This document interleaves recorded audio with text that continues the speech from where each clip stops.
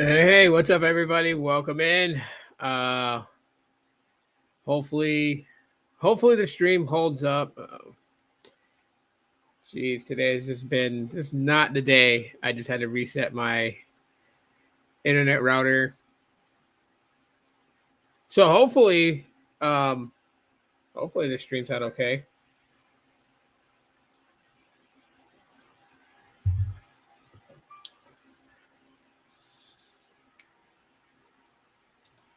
Maybe I should just drop the configurations down a little bit. Well, no, the quality's already low.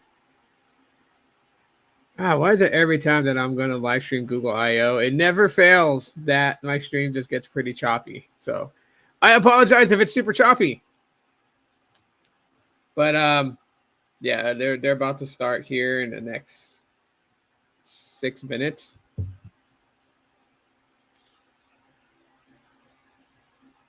Oh god, it's a lot of buffering.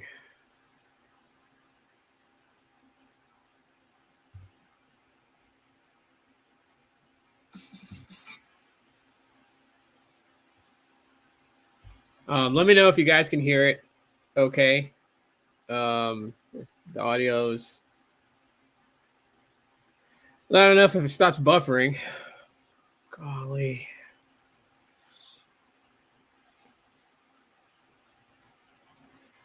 I would be on cam for reactions, but I'll just do vocals today. No reason to really be on it.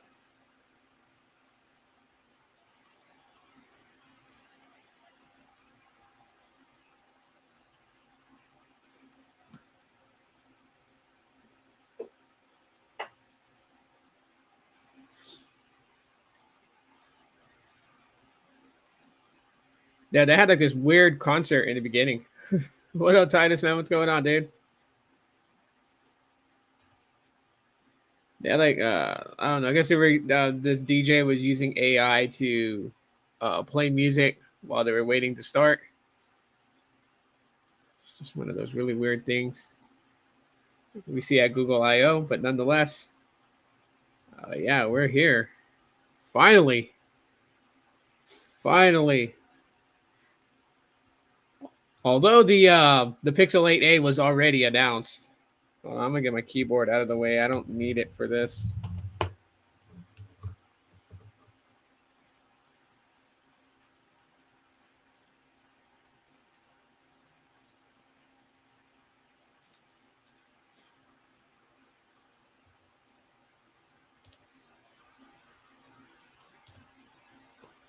Anyways, all right, here we go. Hopefully the audio is good.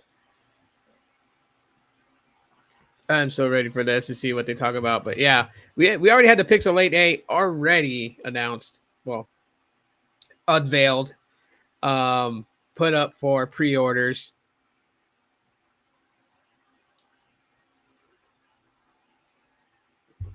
I'm like super tired. I only had like 4 hours of sleep, so I have this massive cup of coffee right here on my desk. Hopefully, this will get me through the entire event. Um, and then anyone want to help out? Obviously, QR code is up there in the top left corner. So you guys want to leave a dono? Yeah. Possibly the announcement of the Pixel Fold 2. I don't know about another generation Pixel tablet. I think they may wait on that just like a little bit longer, maybe like another couple of years before they release another tab. But for sure, probably more than likely the Pixel Fold 2. Because that the last model was unveiled at Google I/O and it was released in June of 2023 for the Pixel Fold. So we can assume that they're going to mention that. They've already mentioned the Pixel 8a, which after this broadcast, I'll kind of just weigh in on, for those people who are on the fence about the Pixel 8a, there's one important key thing that would probably be the reason why to get a Pixel 8a instead of a Pixel 8. I know a lot of people have been making videos just kind of talking about the 8 Pro, and how getting the Pixel 8 is far better than getting the Pixel 8a because they're so close spec wise. But if you are someone who collects Google Pixels, you're definitely going to want to pick up an 8a. You definitely do.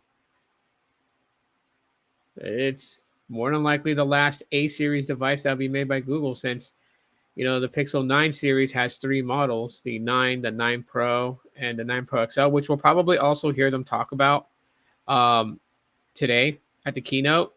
I don't know if they have the device on hand to show us, but I know that they're going to talk to us about it just a little bit.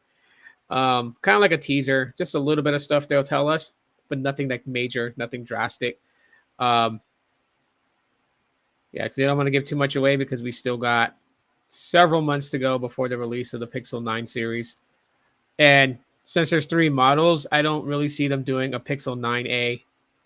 I think the 8A would be the last of it, which would be a way that kind of ended off on a good note too, right? Because the 8A will get 7 years of software support, 7 years of security patch, 7 years of Pixel feature drops. So ending the A series with the Pixel 8A would be a good note, because at least if you buy the 8A, it'll be supported with 7 more Android software updates, and looks like we are getting started.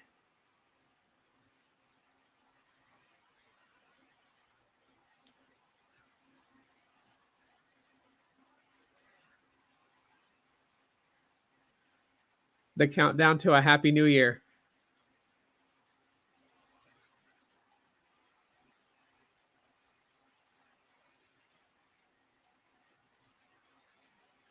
All right, I'm ready. 4.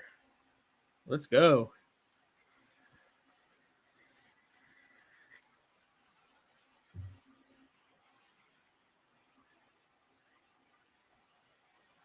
One. Happy New Year, Google.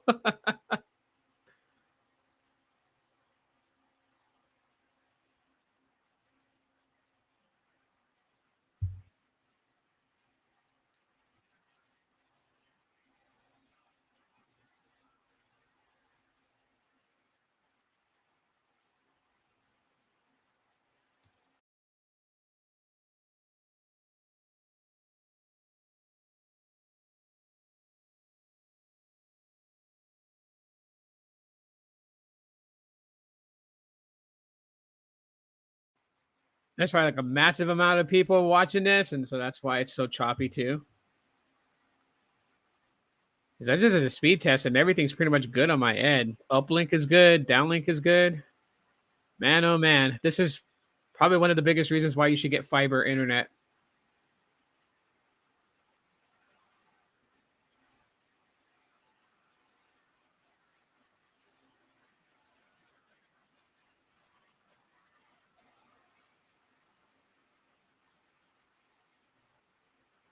Catch that check in.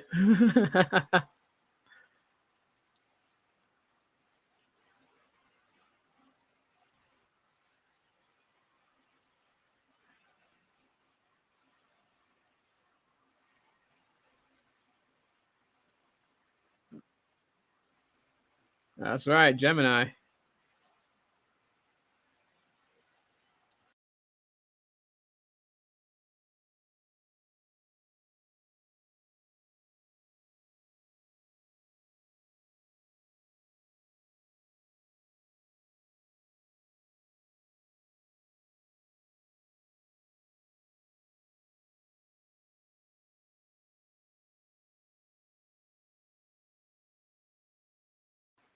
It's Sundar Pichai.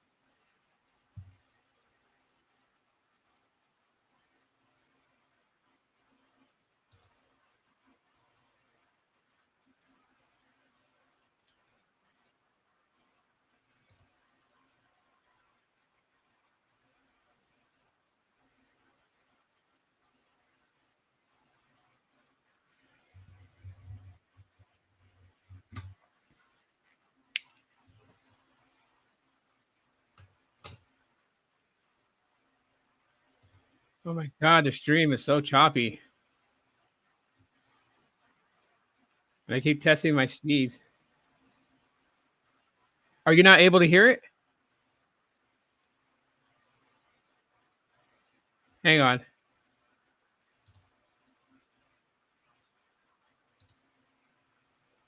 Hang on 1 second. I thought I had the audio turned on.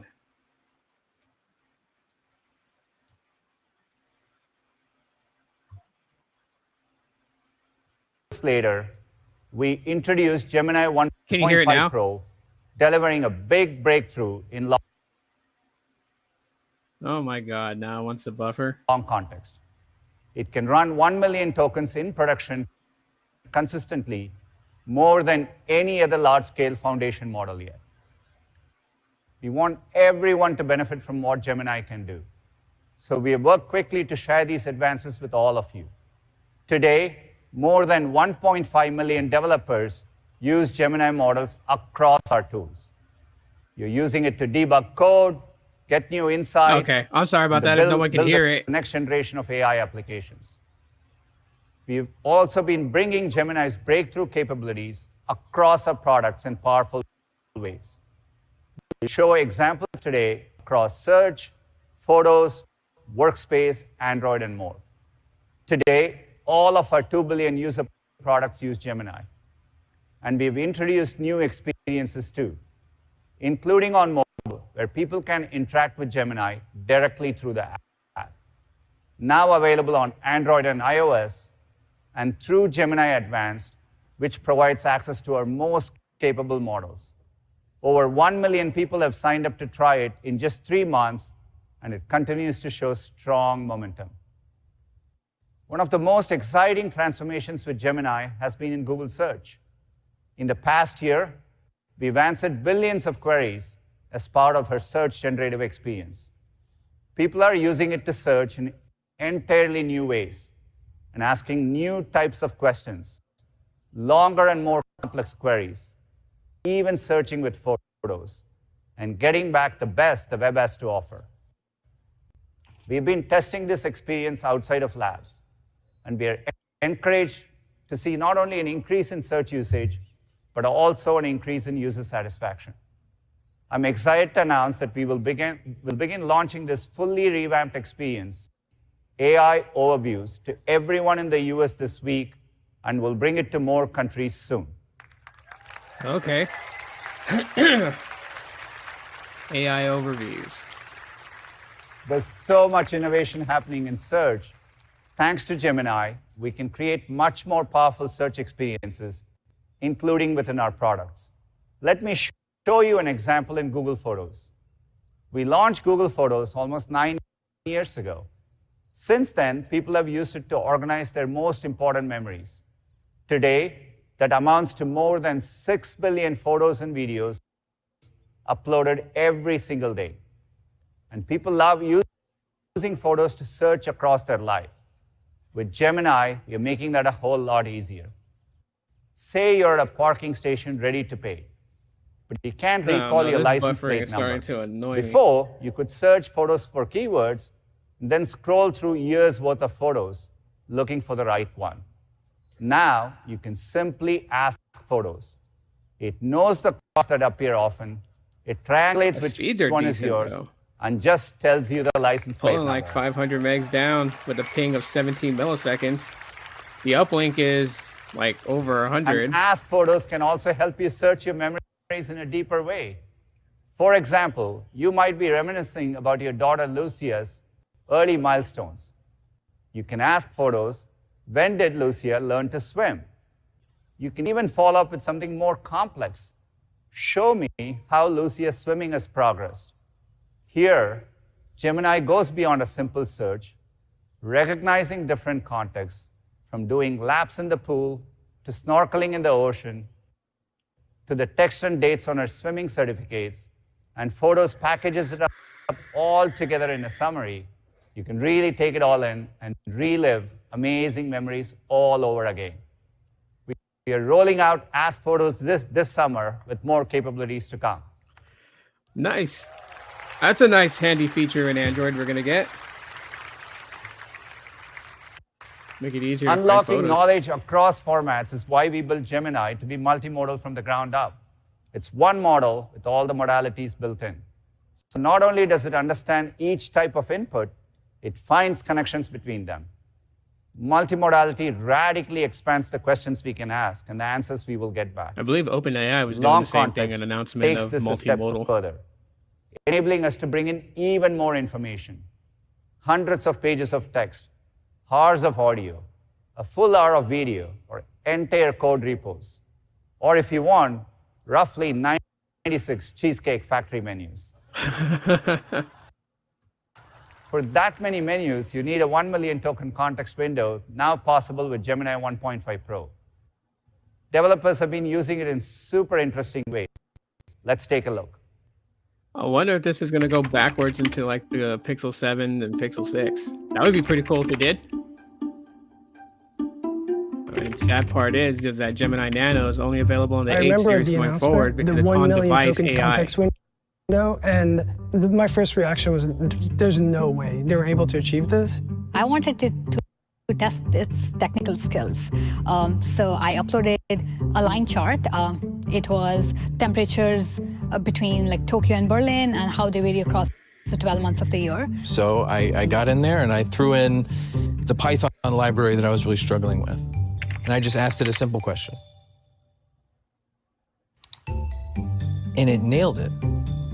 It could find specific references to comments in the code and specific requests that people had made and other issues that people had had. Okay. But then suggest a fix for it that related to what I was working on? I immediately tried to kind of crash it. So I took, 4 or 5 this research buffering is papers I just had on my annoying. desktop. And it's a mind-blowing experience when you add so much text. And then you see the kind of amount of tokens you add is not even at half the capacity. It felt a little bit like Christmas because you saw Jesus. Hold on, because this is starting to annoy me. things kind of peppered up to the top of your feed about like, oh, wow, I built this thing. Or, oh, it's doing this and I would have never expected. Can I shoot a video of my possessions and turn that into a searchable database? So I ran to my bookshelf and I shot a video just panning my camera along the bookshelf, and I fed the video into the model. It gave me the titles and authors of the books, even though the authors weren't visible on those book spines. And on the bookshelf, there was a squirrel nutcracker sat in front of the book, truncating the title. You could just see the word Site C, and it still guessed the correct book. The range of things you can do with that is almost unlimited. And so at that point, for me, it was just like a click, like, this is it. I thought like I had like a superpower in my hands. It was poetry. It was beautiful. I was so happy. It just, this is going to be amazing. This is going to help people. This is kind of where the future of language models are going. Personalized to you, not because you trained it to be personal to you, but personal to you because you can give it such a vast understanding of who you are. Okay. We've been rolling out Gemini 1.5 Pro with long context in preview over the last few months. We made a series of quality improvements across translation, coding, and reasoning. You'll see these updates reflected in the model starting today.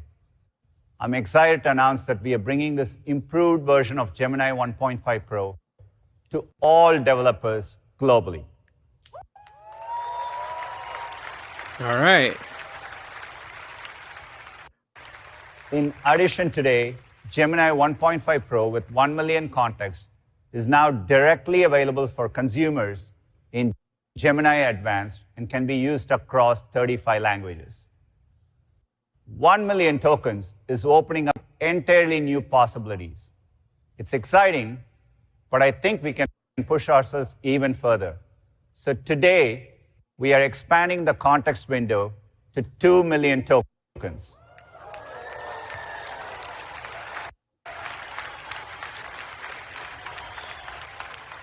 We are making it available for developers in private preview. It's amazing to look back and see just how much progress we have made in a few months. This represents the next step on our journey towards the ultimate goal of infinite context. Okay, so far we have talked about two Smash the technical like button advances. if you guys got your coffee. Multimodality If you're on X, and long context. give it a heart. Each is powerful on its own, but together they unlock deeper capabilities and more intelligence. Let's see how this comes to life with Google Workspace. People are always searching their emails in Gmail. We are working to make it much more powerful with Gemini. Let's look at how. As a parent, you want to know everything that's going on with your child's school. Okay, maybe not everything, but you want to stay informed. Gemini can help you keep up. Now we can ask Gemini to summarize all recent emails from the school.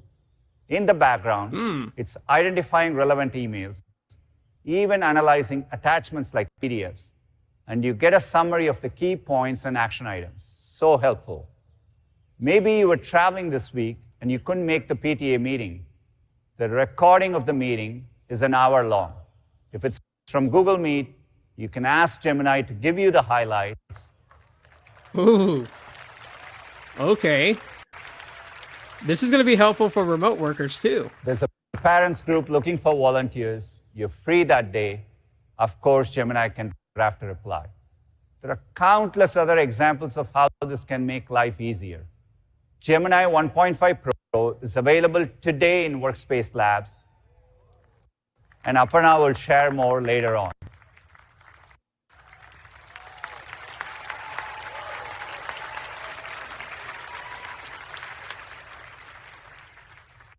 We just looked at an example with text outputs, but with a multimodal model, we can do so much more. To show you an early demo of an audio output in Notebook LM, here is Josh. Josh Woodward. Hey everyone. Hey. Last year at I/O, Pixel we Book introduced goes. Notebook LM, a research and writing tool grounded in the information you give it. Since then, we've seen a lot of momentum with students and teachers using it. And today, Gemini 1.5 Pro is coming to Notebook LM, and it's great. Let me show you. So here we are in Notebook LM. You can load it up with all the materials here on the left. In this notebook, I've been using it with my younger son, and I've added some of his science worksheets, a few slide decks from his teacher, and even an open source textbook full of charts and diagrams. With 1.5 Pro, it instantly creates this notebook guide with a helpful summary and can generate a study guide, an FAQ, or even quizzes. But for my son, Jimmy, he really learns best when he can listen to something. So we've prototyped a new feature with Gemini, and it's called Audio Overviews. Notebook LM is going to take all the materials on the left as input and output them into a lively science discussion personalized for him. Let's take a listen. So let's dive into physics. What's on deck for today? Well, we're starting with the basics, force and motion. Okay. And that, of course, means we have to talk about Sir Isaac Newton and his 3 laws of motion. Ah, yes, the foundation for understanding how objects move and interact. Ah, yes. This is where multimodal really shines. Now, it generated this audio discussion based on that text material. And what's amazing is that my son and I can join into the conversation for sure and steer it whichever direction we want. When I tap join. Hold on, we have a question. What's up, Josh? Yeah, can you give my son Jimmy a basketball example? No way. Hey, Jimmy. That's a fantastic idea. Basketball is actually a great way to visualize force and motion. Let's break it down. Okay, so first, imagine a basketball just sitting there on the court. It's not moving, right? That's because all the forces acting on it are balanced. The downward pull of gravity. Pretty cool, right? Wow. Wow. I gotta say, the first time my son heard this, you should have seen how big his eyes got because he was gripped. They were talking to him. He was learning science through the example of basketball, his favorite sport. Now, what's interesting is under the hood, you saw that Gemini had used some of the concepts of gravity, Sir Isaac Newton, but nothing in there was about basketball. It connected the dots and created that age-appropriate example for him. And this is what's becoming possible with the power of Gemini. You can give it lots of information in any format, and it can be transformed in a way that's personalized and interactive for you. Back to you, Sundar. Wow. Thanks, George. The demo shows the real opportunity with multimodality. Soon you'll be able to mix and match inputs and outputs. This is what we mean when we say it's an I/O for a new generation. And I can see you all out there thinking about the possibilities. But what if we could go even further? That's one of the opportunities we see with AI agents. Let me take a step back and explain what I mean by that. I think about them as intelligent systems that show reasoning, planning, and memory, are able to think multiple steps ahead, work across software and systems, all to get something done on your behalf, and most importantly, You can under see the your little supervision. camera at the bottom right. We are still in the early days, and you'll see glimpses of our approach throughout the day. But let me show you the kinds of use cases we are working hard to solve. Let's start with shopping. It's pretty fun to shop for shoes, and a lot less fun to return them when they don't fit. Imagine if Gemini could do all the steps for you, searching your inbox for the receipt, locating the order number from your email, filling out a return form, and even scheduling a pickup. That's much easier, right? Oh yeah, that's easier. Something less you got to deal with of inputting all that information Let's back take in. another example that's a bit more complex. Say you just moved to Chicago. You can imagine Gemini and Chrome working together to help you do a number of things to get ready. Right. Organizing, reasoning, synthesizing on your behalf. For example, you will want to explore the city and find services nearby, from dry cleaners to dog walkers. You'll have to update your new address across dozens of websites. Gemini can work across these tasks and will prompt you for more information when needed, so you're always in control. That part is really important as we prototype these experiences. We are thinking hard about how to do it in a way that's private, secure, and works for everyone. These are simple use cases, but they give you a good sense of the types of problems we want to solve by building intelligent systems that think ahead, reason, and plan, all on your behalf. The power of Gemini with multimodality, long context, and agents brings us closer to our ultimate goal, making AI helpful for everyone.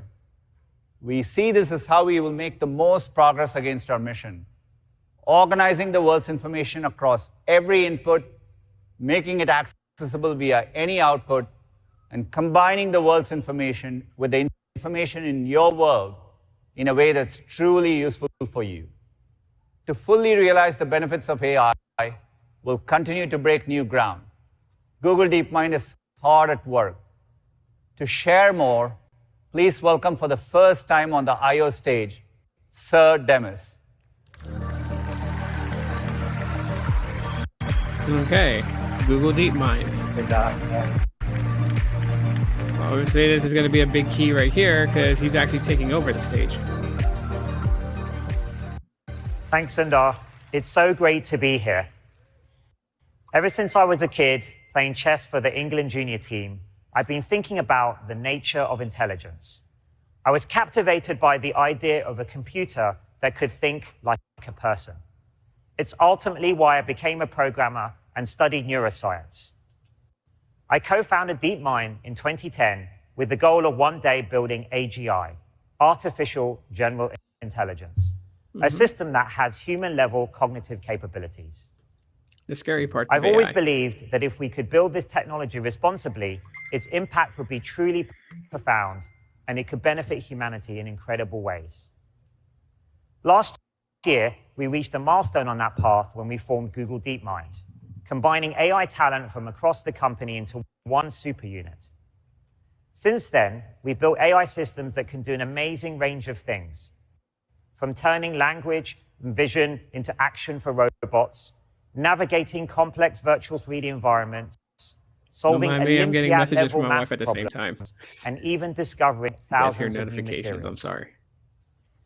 Just last week, we announced our next-generation AlphaFold model.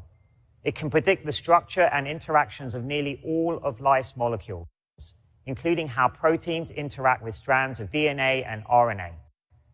This will accelerate vitally important biological and medical research, from disease understanding to drug discovery.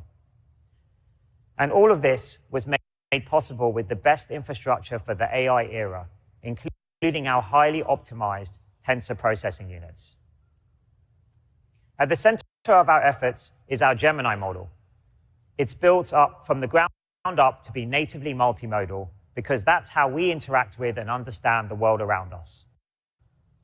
We've built a variety of models for different use cases. You've seen how powerful Gemini 1.5 Pro is, but we also know from user feedback that some applications need lower latency and a lower cost to serve. So today, we're introducing Gemini 1.5 Flash. Flash. This is mostly going to cover AI for those who don't know, because Google's been very invested in AI. Flash is a lighter weight model compared to Pro. It's designed to be fast and cost-efficient to serve at scale, while still featuring multimodal reasoning capabilities and breakthrough long context. Flash is optimized for tasks where low latency and efficiency matter most. Starting today, you can use 1.5 Flash and 1.5 Pro with up to 1 million tokens in Google AI Studio and Vertex AI. And developers can sign up to try 2 million tokens. We're so excited to see what all of you will create with it. And you'll hear a little more about Flash later on from Josh. We're very excited by the progress we've made so far with our family of Gemini models, but we're always striving to push the state of the art even further. At any one time, we have many different models in training, and we use our very large and powerful ones to help teach and train our production-ready models. Together with user feedback, this cutting-edge research will help us to build amazing new products for billions of people. For example, in December, we shared a glimpse into the future of how people would interact with multimodal AI, and how this would end up powering a new set of transformative experiences. Today, we have some exciting new progress to share about the future of AI assistants that we're calling Project Astra.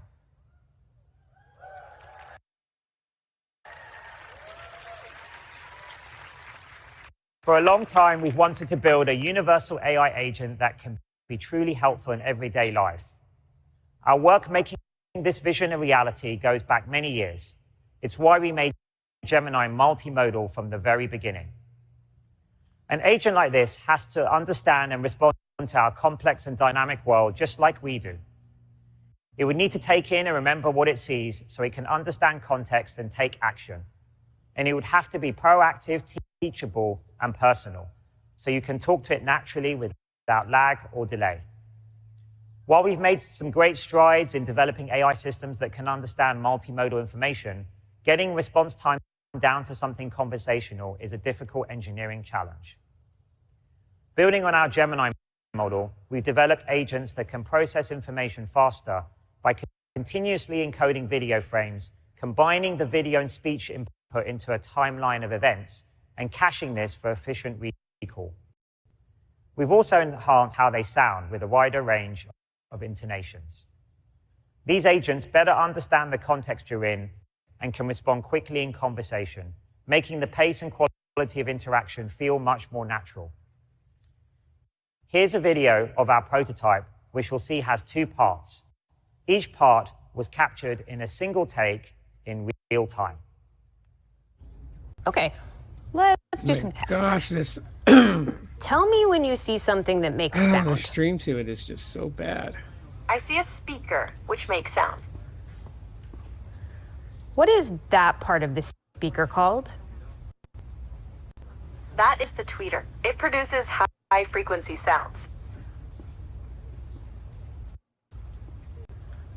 Give me a creative alliteration about these. Creative crayons color cheerfully. They certainly craft colorful creations.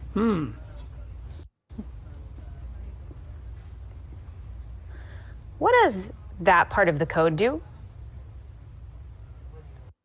This code defines encryption and decryption functions. It seems to use AES-CBC encryption to encode and decode data based on a key and an initialization vector, IV. Okay. That's right. What neighborhood do you think I'm in? Wow, this is going to be scary. This appears to be the King's Cross area of London. It is known for its railway station and transportation connections. Do you remember where you saw my glasses? Yes, I do. Your glasses were on the desk near a red apple. Wow. Insane.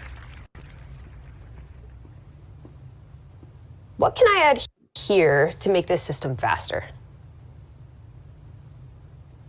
Adding a cache between the server and database could improve speed. What does this remind you of? Schrodinger's cat. All right, give me a band name for this duo. Golden Stripes. Nice. Thanks, Gemini. Wow. Fucking wow.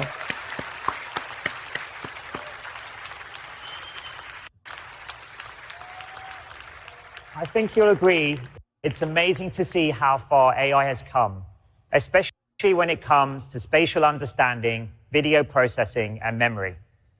It's easy to envisage a future where you can have an expert assistant by your side through your phone or new exciting form factors like glasses.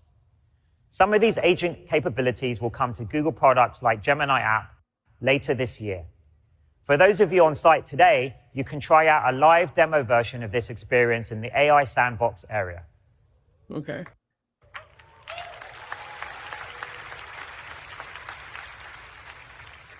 Next, let's take a look at how our innovations are helping people bring new creative ideas to life. Today, we're introducing a series of updates across our generative media tools with new models covering image, music, and video. Over the past year, we've been enhancing quality, improving safety, and increasing access.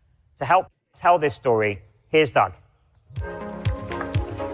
That would be the reason for 5G. Lower latency to execute these things.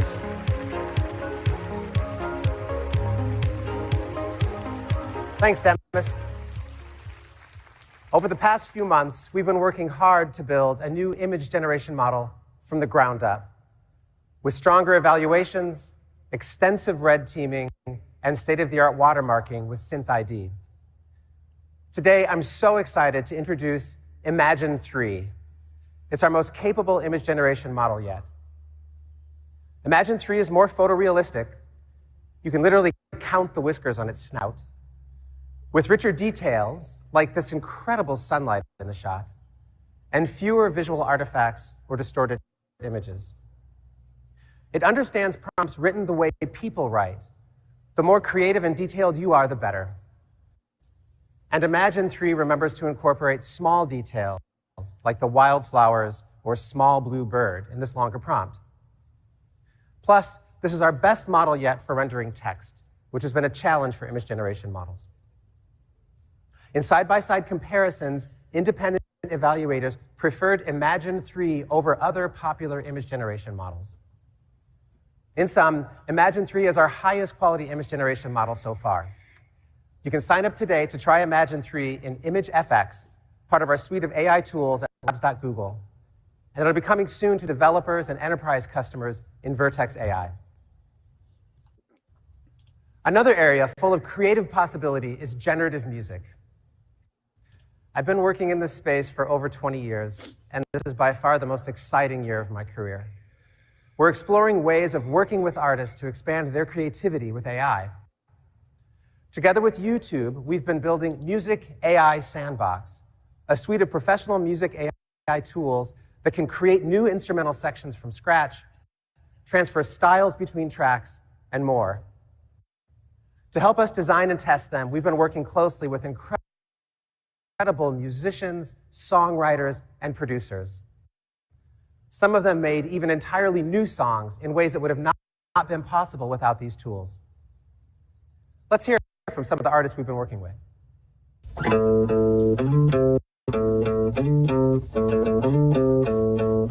I'm gonna put this right back into the Music AI tool, the same boom, boom, boom, boom, boom, boom. What happens if Haiti meets Brazil? Dude, I have no clue what's about to be spread out. This is what excites me.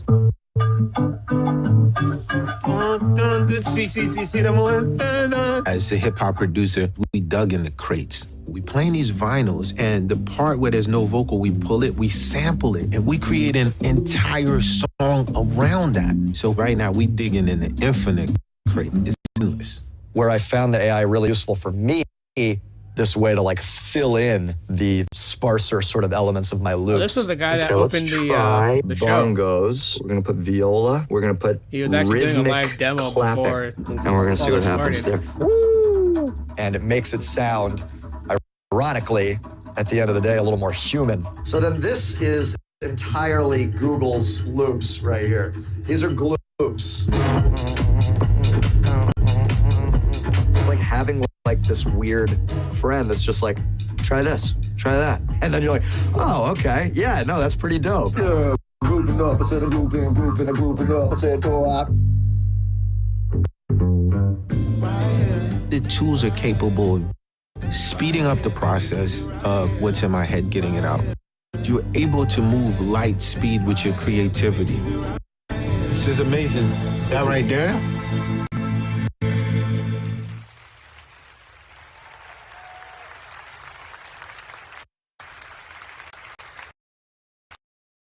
What's possible when we work with the artist community on the future of music. You can find some brand new songs from these acclaimed artists and songwriters on their YouTube channels now. There's one more area I'm really excited to share with you. Our teams have made some incredible progress in generative video. Today, I'm excited to announce our newest, most capable generative video model called VO. All right, this is getting interesting. VO creates high-quality 1080p videos from text, image, and video prompts. It can capture the details of your instructions in different visual and cinematic styles. You can prompt for things like aerial shots of a landscape or a time-lapse, and further edit your videos using additional prompts. You can use VO in our new experimental tool called Video FX. We're exploring features like storyboarding and generating longer scenes. VO gives you unprecedented creative control. Techniques for generating static images have come a long way, but generating video is a different challenge altogether. Not only is it important to understand where an object or subject should be in space, it needs to maintain this consistency over time, just like the car in this video. VO builds upon years of our pioneering generative video model work, including GQN, Phenaki, Walt, Video Poet, Lumiere, and much more. We combine the best of these architectures and techniques to improve consistency, quality, and output resolution. To see what VO can do, we put it in the hands of an amazing filmmaker. Let's take a look. Well, I've been interested in AI for a couple of years now. We got in contact with some of the people. So we're all meeting here at Gilgal Farms to make a short film. The core technology is Google DeepMind's generative video model that has been trained to convert input text into output video.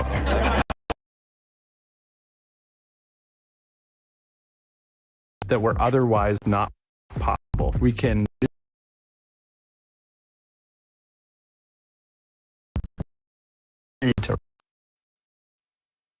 rate as much as you wish.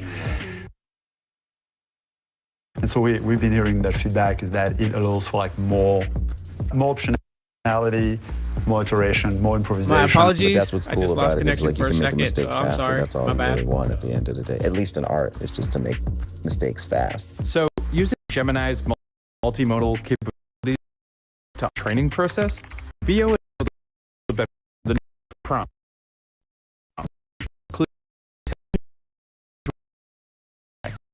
Giving you total.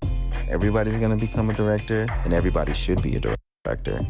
Because of storytelling. The closer we are to being able to tell each other our stories, the more we'll understand each other. These models are really enabling us to be more creative and to share that creativity with each other.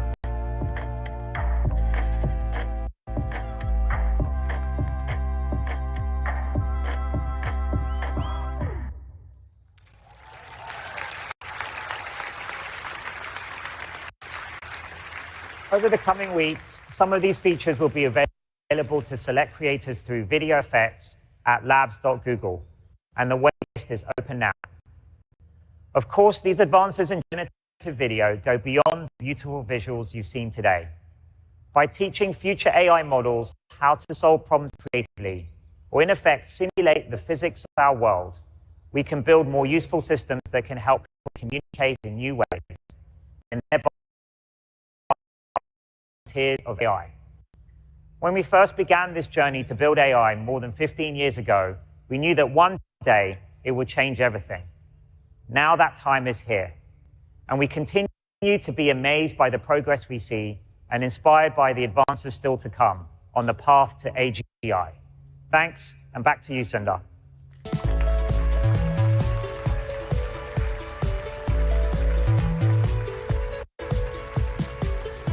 Thanks, Demis. A huge amount of innovation is happening at Google DeepMind. It's amazing how much progress we have made in a year. Training state-of-the-art models requires a lot of computing power. Industry demand for ML compute has grown by a factor of 1 million in the last 6 years. And every year it increases tenfold. Google was built for this. For 25 years, we have invested in world-class technical infrastructure. From the cutting-edge hardware that powers search to our custom tensor processing units that power our AI advances. Gemini was trained and served entirely on our 4th and 5th generation TPUs. And other leading AI companies like Anthropic have trained their models on TPUs as well. Today, we are excited to announce the 6th generation of TPUs called Trillium.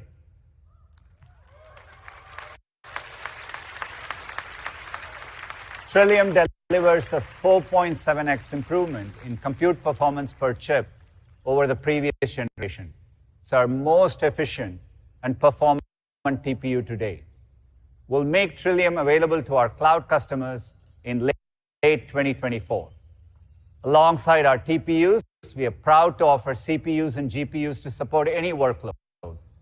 That includes the new Axion processors we announced last month, our first custom ARM-based CPU with industry-leading performance and energy efficiency.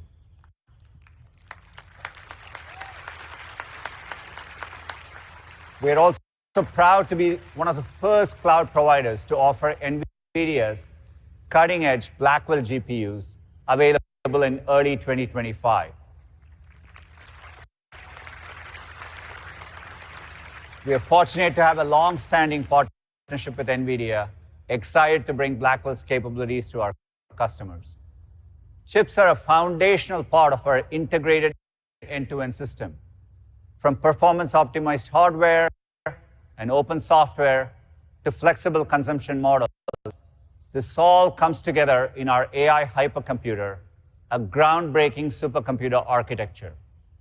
Businesses and developers are using it to tackle more complex challenges with more than twice the efficiency relative to just buying the raw hardware and chips. Our AI hypercomputer advancements are made possible in part because of our approach to liquid cooling in our data centers. We've been doing this for nearly a decade, long before it became state-of-the-art for the industry. And today, our total deployed fleet capacity for liquid cooling systems is nearly 1 gigawatt and growing. That's close to 70 times the capacity of any other fleet. Okay, not bad. Underlying this is the sheer scale of our network, which connects our infrastructure globally. Our network spans more than 2 million miles of terrestrial and subsea fiber, over 10 times the reach of the next leading cloud provider. We'll keep making the investments necessary to advance AI innovation and deliver state-of-the-art capabilities. And one of our greatest areas of investment and innovation is in our founding product, Search. 25 years ago, we created Search to help people make sense of the waves of information moving online. With each platform shift, we have delivered breakthroughs to help answer your questions better. On mobile, we unlocked new types of questions and answers using better context, location awareness, and real-time information. With advances in natural language understanding and computer vision, we enable new ways to search with your voice, or a hum to find your new favorite song, or an image of that flower you saw on your walk.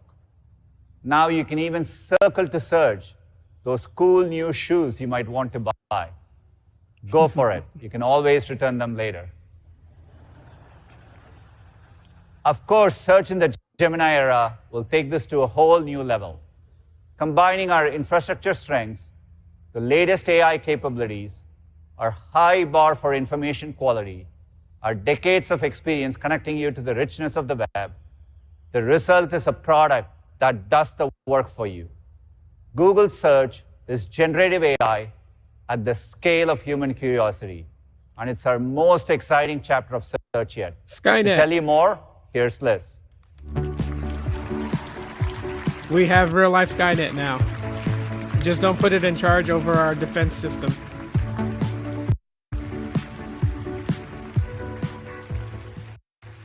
Thanks, Sundar. With each of these platform shifts, we haven't just adapted. We've expanded what's possible with Google Search. And now, with generative AI, Search will do more for you than you ever imagined. So whatever's on your mind, and whatever you need to get done, just ask. And Google will do the Googling for you. All the advancements you'll see today are made possible by a new Gemini model, customized for Google Search. What really sets this apart is our 3 unique strengths. First, our real-time information with over 1 trillion facts about people, places, and things.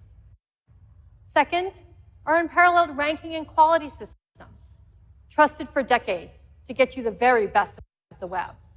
And third, the power of Gemini, which unlocks new agentive capabilities right in Search.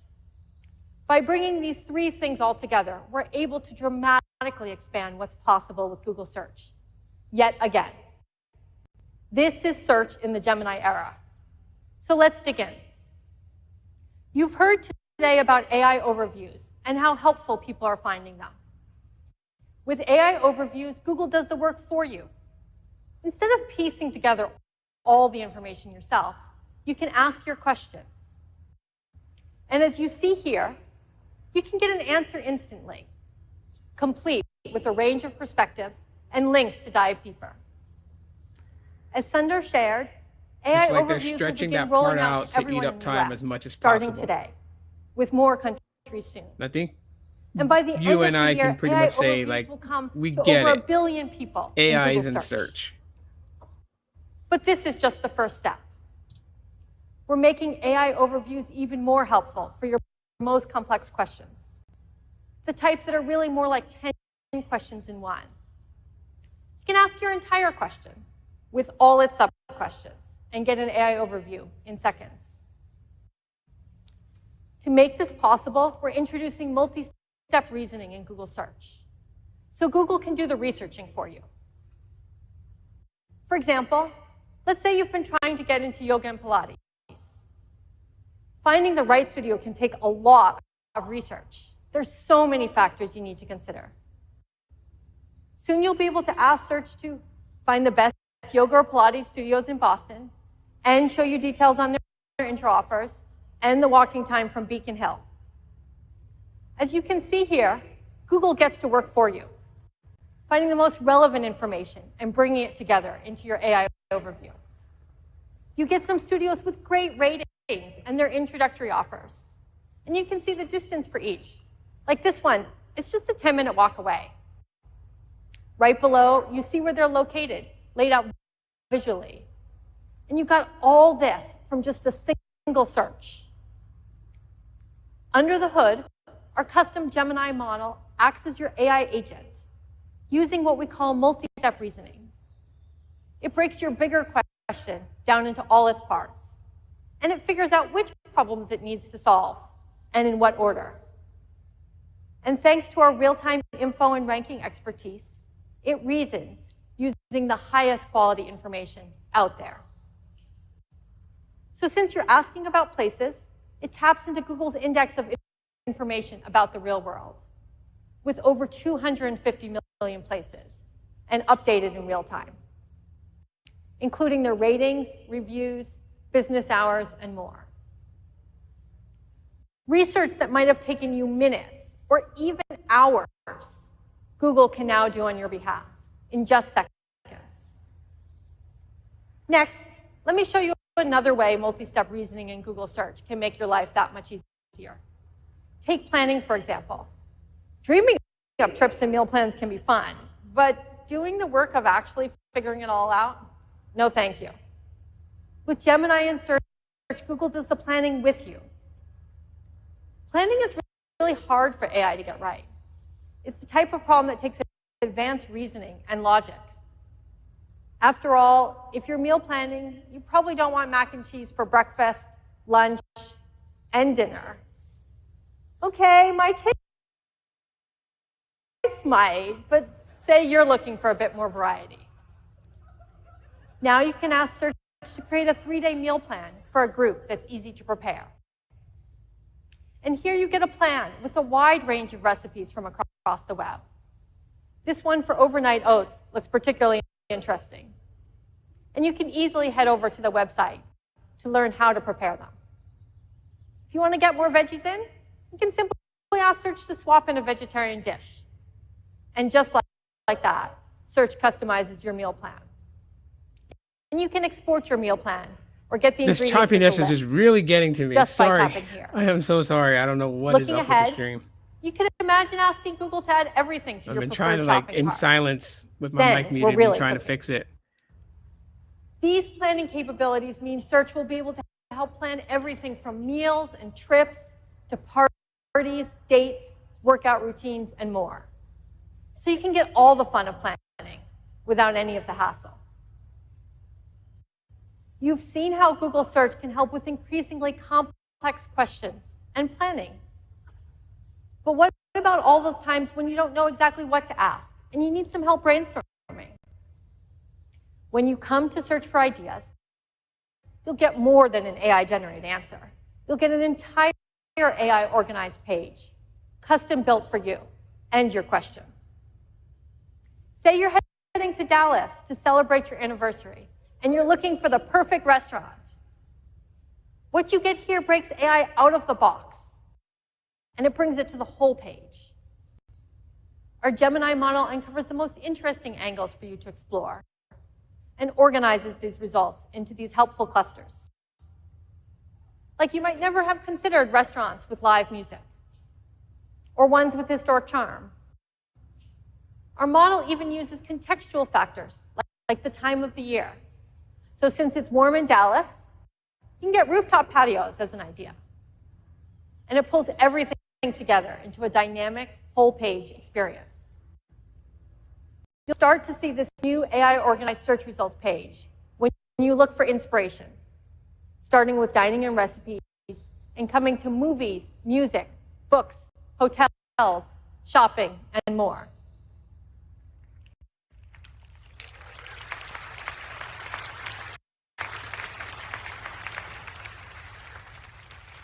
Today, you've seen how you can bring any question to search, and Google takes the work out of searching.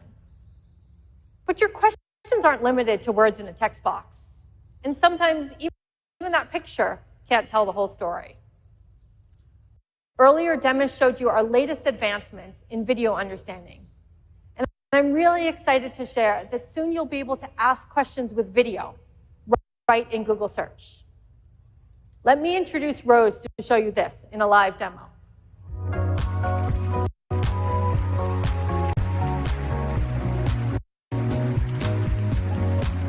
Thank you, Liz. I have always run a record player, and I got this one and some vinyls at a yard sale recently. But when I go to play it, this thing keeps sliding off. I have no idea how to fix it or where to even start. Before, I would have pieced together a bunch of searches to try to figure this out. Like, what make is this record player? What's the model? And what is this thing actually called? But now, I can just ask for a video. So let's try it. Let's do a live demo. I'm going to take a video and ask Google, why will this not stay in place? And in a near instant, Google gives me an AI overview. I get some reasons this might be happening and steps I can take to troubleshoot. So let's first, this is called a tone arm. Very helpful. And it looks like it may be unbalanced, and there's some really helpful steps here. And I love that because I'm new to all this, I can check out this helpful link from Audio Technica to learn even more. So that was pretty quick. Yeah. Yeah, that's pretty cool. Let me walk you through what just happened. Thanks to a combination My dad of our had a vinyl record player, speech so models, our deep visual understanding, and our custom Gemini model, Search was able to understand the question I asked out loud, break down the video frame by frame. Each frame was fed into Gemini's long context window you heard about earlier today. So Search could then pinpoint the exact make and model of my record player and make sense of the motion across frames to identify the tone arm was drifting. Search fanned out and combed the web to find relevant insights from articles, forums, videos, and more. And it stitched all of this together into my AI overview. The result was music to my ears. Back to you, Liz.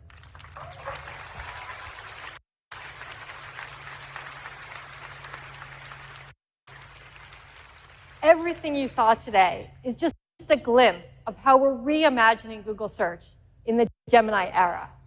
We're taking the very best of what makes Google, Google. All the reasons why billions of people turn to Google Search and have relied on us for decades. And we're bringing in the power of Gemini's agentive capabilities.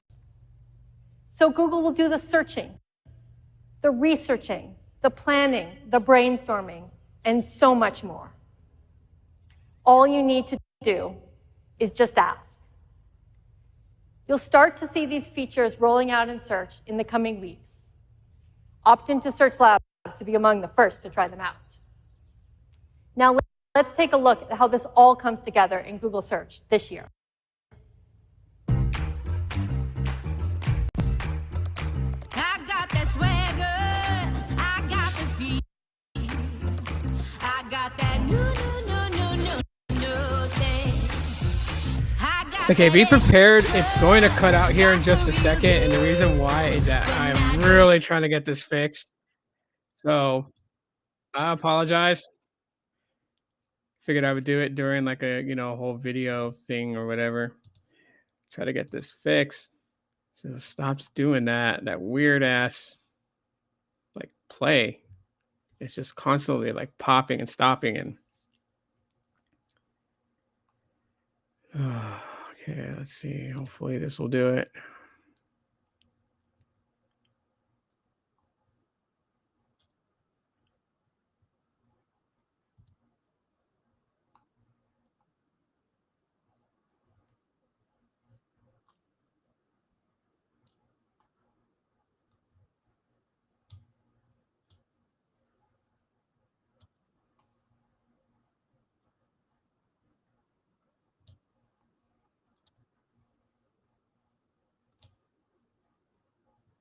Okay. Hopefully this works. So it seems like Jeff's quote was right in the middle. He can start immediately. So green roofing it is. I'll open that last email from Jeff and confirm the project. And look at that. I see some suggested replies from Gemini. Now, what is really, really neat about this evolution of Smart Reply is that it's contextual. Hopefully Gemini that's better. understood the back and forth in that thread and that Jeff was ready to start, so offers me a few customized options based on that context. So, here I see I have decline the service, suggest a new time. I'll choose proceed and confirm time. I can even see a preview of the full reply simply by long pressing. This looks reasonable, so I'll hit send. These new capabilities in Gemini and Gmail will start rolling out this month to Labs users.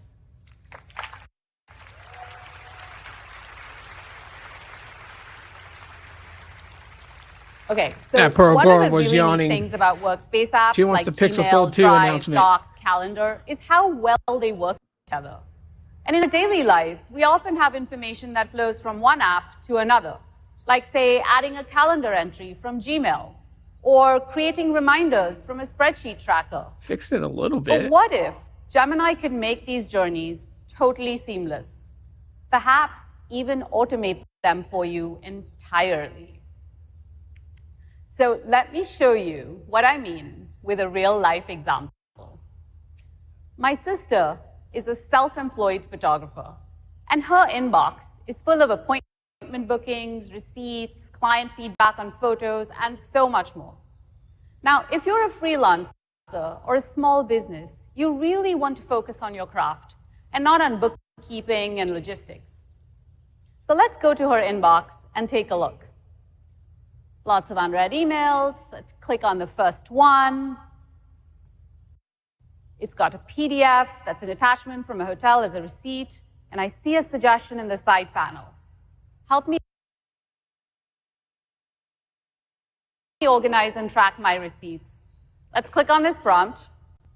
The side panel now will show me more details about what that really means. And as you can see, there's 2 steps here. Step 1, create a Drive folder and put this receipt and 37 others it's found into that folder. Makes sense. Step 2, extract the relevant information from those receipts in that folder into a new spreadsheet. Now, this sounds useful. Why not? I also have the option It's to doing edit it these again. actions or just hit OK. So let's hit OK. Gemini will now complete the 2 steps described above, and this is where it gets even better. Gemini offers I'm like you the halfway through my option coffee to now. automate this so that this particular workflow is run on all future emails, keeping your Drive folder and expense sheet up to date with no effort from you. Pretty soon, we're not going to have anything to do with AI taking over basic functionalities. We're just going to be like those people Now, in that we know movie that creating WALL-E. a complex spreadsheet like this can be daunting for most people. But with this automation, Gemini does the hard work of extracting all the right information from all the files and in that folder and generates this sheet for you. So let's take a look. Okay, it's super well organized, and it even has a category for expense type. Now, we have this sheet. Things can get even more fun. We can ask Gemini questions. Questions like, show me where the money is spent. Gemini not only analyzes the data show me from where the money sheet, is. but also creates a nice visual to help me see the complete breakdown by category. And you can imagine how this extends to all sorts of use cases in your inbox, like travel expenses, shopping, remodeling projects, you name it. All of that information in Gmail can be put to good use and help you work, plan, and play better. Now, this particular, I know. This particular ability to organize your attachments in Drive and generate a sheet and do data analysis via Q&A will be rolling out to Labs users this September. And it's just one of the many automations that we're working on in Workspace. I know, right? Workspace in the Gemini era will continue to unlock Comment if you new guys ways have seen of the getting movie things WALL-E. done. Because if so, We're then you building understand the reference advanced I'm talking agentic about. experiences, including customizing how you use Gemini. Now, as we look to 2025 and beyond, we're exploring entirely new ways of working with AI. Now, with Gemini, you have an AI-powered assistant always at your side. But what if you could expand how you interact with AI? For example, when we work with other people, we mention them in comments in docs, or we send them emails, we have group chats with them, etc. And it's not just how we collaborate with each other, but we each have a specific role to play in the team. And as the team works together, we build a set of collective experiences and contexts to learn from each other. We have the combined set of skills to draw from when we need help. So how could we introduce AI into this mix and build on this shared expertise? Well, here's one way. We're prototyping a virtual Gemini-powered teammate. This teammate has an identity, a workspace account, along with a specific role and objective.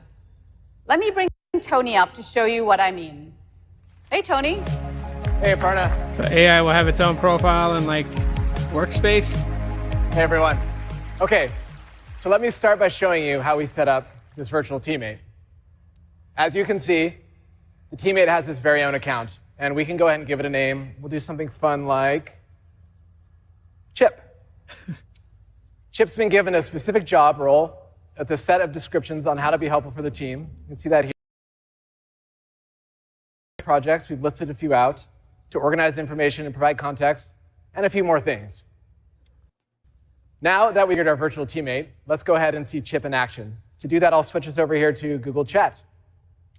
First, when planning for an event like I/O, we have a ton of chat rooms for various purposes. I still do. Luckily for me, Chip is in all of them.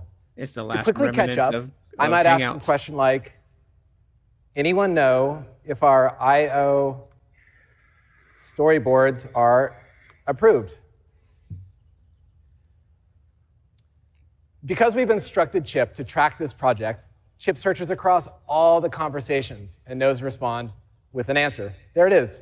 Simple, but very helpful. Now, this will work for as remote the team jobs. adds Chip to more group There are chats some remote or files some or companies email that threads, have remote Chip builds workers a and they collective use memory of our work Google together. Workspace. So Let's look at an example. To show you, I'll switch over to a different room. How about Project Sapphire over here? And here we are discussing a product release coming up. And as usual, many pieces are still in flight. So I can go ahead and ask, are we on track for launch? Chip gets to work not only searching through everything it has access to, but also synthesizing what's found and coming back with an up-to-date response. There it is. A clear timeline, a nice summary, and notice even in this first message here, Chip flags a potential issue the team should be aware of. Because we're in a group space, everyone can follow along, anyone can jump in at any time, as you see someone just did, asking Chip to help create a doc to help address the issue. A task like this could take me hours, dozens of hours.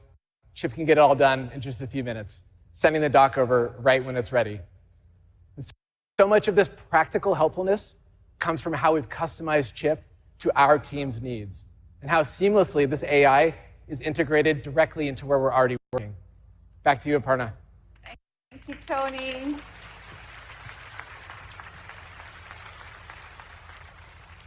Now, I can imagine a number of different types of virtual teammates configured by businesses to help them do what they need. a little hiccup Now, there we have from a her. lot of work to do to figure out how to bring these agentic experiences like virtual teammates into Workspace, including enabling third parties to make their very own versions of Chip. We're excited about where this is headed, so stay tuned. And as Gemini and its capabilities continue to evolve, we're I don't think it diligently lets them bringing work that power less hours. directly I into just think that Workspace it makes to it make all easier our for users more communications productive and and creative, being able both at to home find answers and to at things work. that may And have now, been, over to Sissy to tell you discussed more earlier about in the Gemini day or app. even the day before. So It's a nifty tool, but it won't have them work less hours. Because I know Boost Infinite, all their customer service reps, everything is communicated between remote workers. Our vision for the Gemini call center app workers, is to it's be the all done most through helpful Google personal Chat. AI assistant. That's how they by chat giving with you their direct supervisors and access stuff. to Google's latest AI models. Gemini can help you learn, create, code, and anything else you can imagine. And over the past year, Gemini has put Google's AI in the hands of millions of people with experiences designed for your phone and the web. We also launched Gemini Advanced, our premium subscription for access to the latest AI innovations from Google. Today, we'll show you how Gemini is delivering our most intelligent AI experience. Let's start with the Gemini app, which is redefining how we interact with AI. It's natively multimodal, so you can use text, voice, or your phone's camera to express yourself naturally. And this summer, you can have an in-depth conversation with Gemini using your voice. We're calling this new experience Live. Using Google's latest speech models, Gemini can better understand you and answer naturally.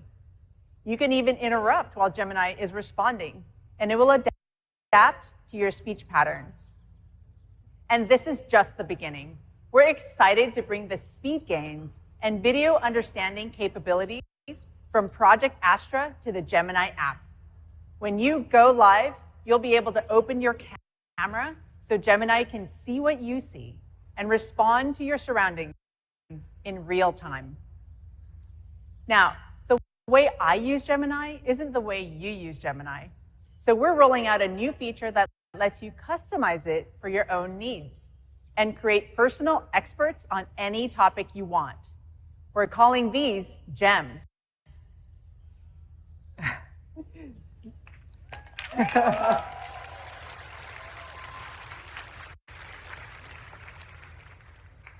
They're really simple to set up. Just tap to create a gem, write your instructions once, and come back whenever you need it. For example, here's a gem that I created that acts as a personal writing coach. It specializes in short stories with mysterious twists, and it even builds on the story drafts in my Google Drive. I call it the Cliffhanger Curator. Now, gems are a great time saver when you have specific ways that you want to interact with Gemini again and again. Gems will roll out in the coming months, and our trusted testers are already finding so many creative ways to put them to use. They can act as your yoga bestie, your personal sous chef, a brainy calculus tutor, a peer reviewer for your code, and so much more. Next, I'll show you how Gemini is taking a step closer to being a true AI assistant by planning and taking actions for you.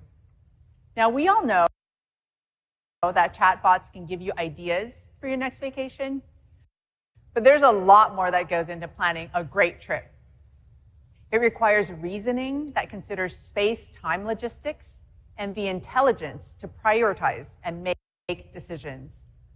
That reasoning and intelligence all come together in the new trip planning experience in Gemini Advanced. Now, it all starts with a prompt. Okay, so here we go. We're going to Miami. My son loves art, my husband loves seafood, and our flight and hotel details are already in my Gmail inbox. Now, there's a lot going on in that prompt. Everyone has their own things that they want to do.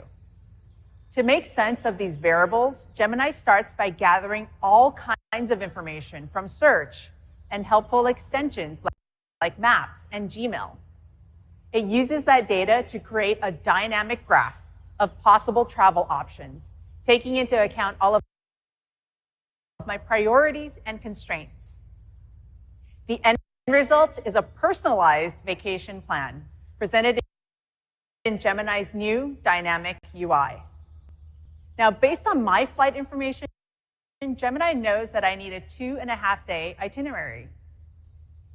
And you can see how Gemini uses spatial data to make decisions.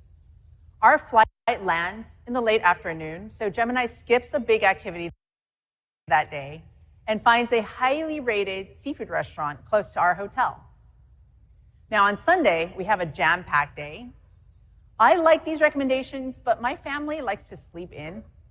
So I tap to change the start time, and just like that, Gemini adjusted my itinerary for the rest of the trip. It moved our walking tour to the next day and added lunch options near the street art museum to make the most of our Sunday afternoon. This looks great. It would have taken me hours of work checking multiple sources, figuring out schedules, and Gemini did this in a fraction of the time. This new trip planning experience will be rolling out to Gemini Advanced this summer, just in time to help you plan your own Labor Day weekend.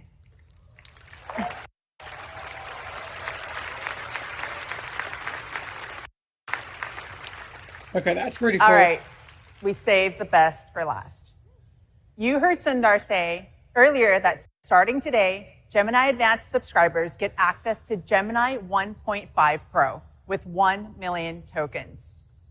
That is the longest context window of any chatbot in the world.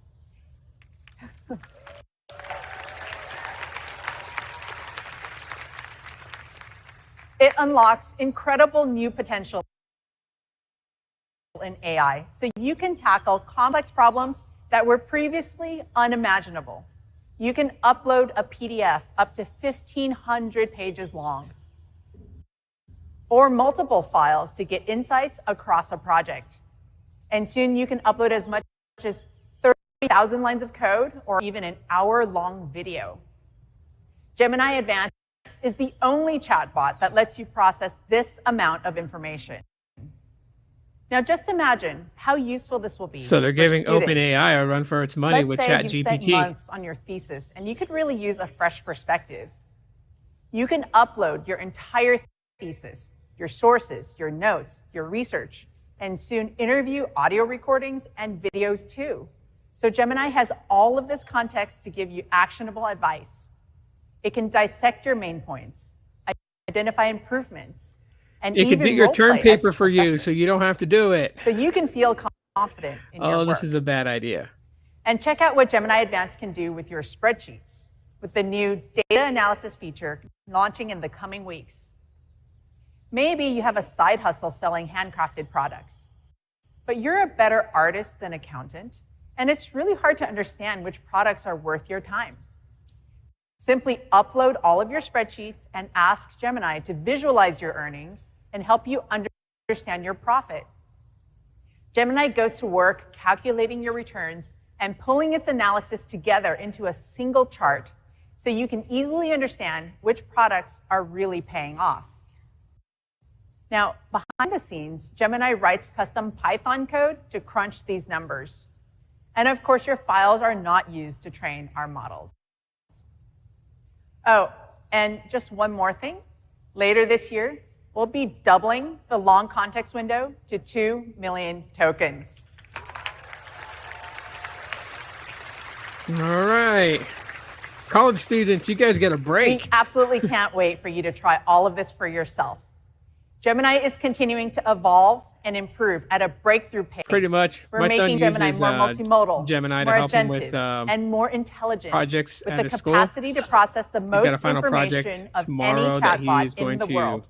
do this thing And on as you heard earlier, we're also at his expanding school, so I Gemini have Advanced to to go over there, 35 supported event languages when he available presents. today. And he used Gemini to actually help him throughout the process of his project for But of Coding course, Academy. what makes Gemini so compelling is how easy it is to do just about anything you want with a simple prompt. Let's take a look. Enter a prompt here. Okay, can't be that hard. How about generate an image of a cat playing guitar? Is that how it works? Am I doing AI? Yeah, it just does whatever you type. What a last-minute gift ideas you can make with arts and crafts. Plan a workout routine. Oh my god, they made it into a jingle. What the hell? Tell-all memoir. What's something smart I can say about Renoir? Generate another image of a cat playing guitar. They want you to head to the Google store and buy a Pixel 8. How do I reply? Yeah, that's how it works. You're doing AI. Make this email sound more professional before I hit send. What's a good excuse to cancel dinner with my friends? We're literally sitting right here. Bro. Oh my God, Google WTF,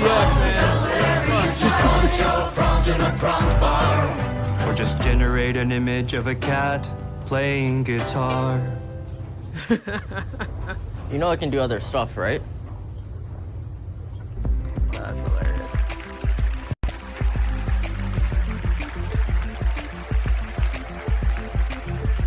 Are we getting some hardware peaks? Peeking into hardware? Hi, everyone. Hi. It's great to be back at Google I/O. Today, this year I'm not there. You've seen how AI is transforming our products across Gemini, Search, Workspace, and more. Okay. We're bringing all these innovations right onto your Android phone. And we're going even further to make Android the best place to experience Google AI. How so? This new era of AI is a profound opportunity to make smartphones truly smart.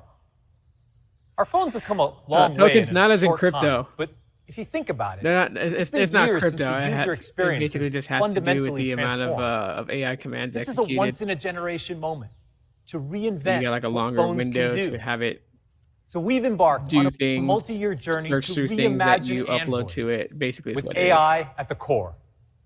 And it starts with 3 breakthroughs you'll see this year. First, we're putting AI-powered search right at your fingertips, creating entirely new ways to get the answers you need. Right. Second, Gemini is becoming your new AI assistant on Android, there to help you anytime. And third, we're harnessing on-device AI to unlock new experiences that work as fast as you do while keeping your sensitive data private. Let's start with AI-powered search. Earlier this year, we took an important first step at Samsung Unpacked by introducing Circle to Search. It brings the best of search directly into the user experience, so you can go deeper on anything We're you see on your focusing phone more back on AI. without switching apps.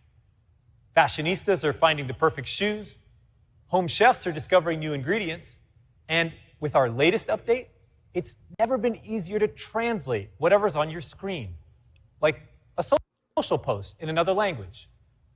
And there are even more ways Circle to Search can I help. really want people to buy a Google Pixel. That One ad thing keeps we've heard popping from up. students is that they're doing more of their schoolwork directly on their phones and tablets. Exactly. So we thought, could Circle to Search be your perfect study buddy?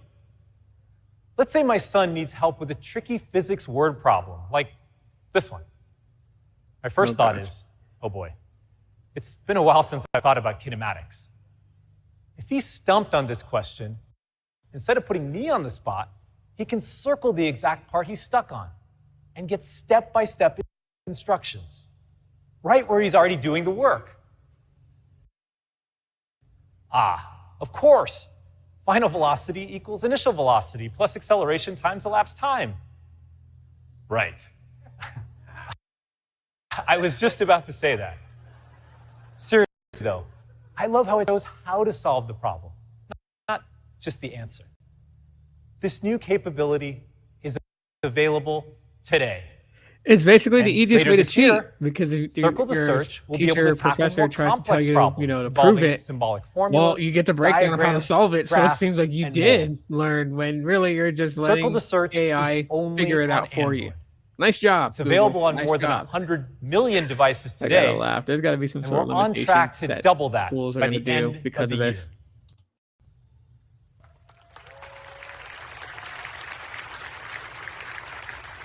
year. You've already heard from Sissy about the incredible updates coming to the Gemini app. On Android, Gemini is so much more. It's becoming a foundational part of the Android experience. Here's Dave to share more.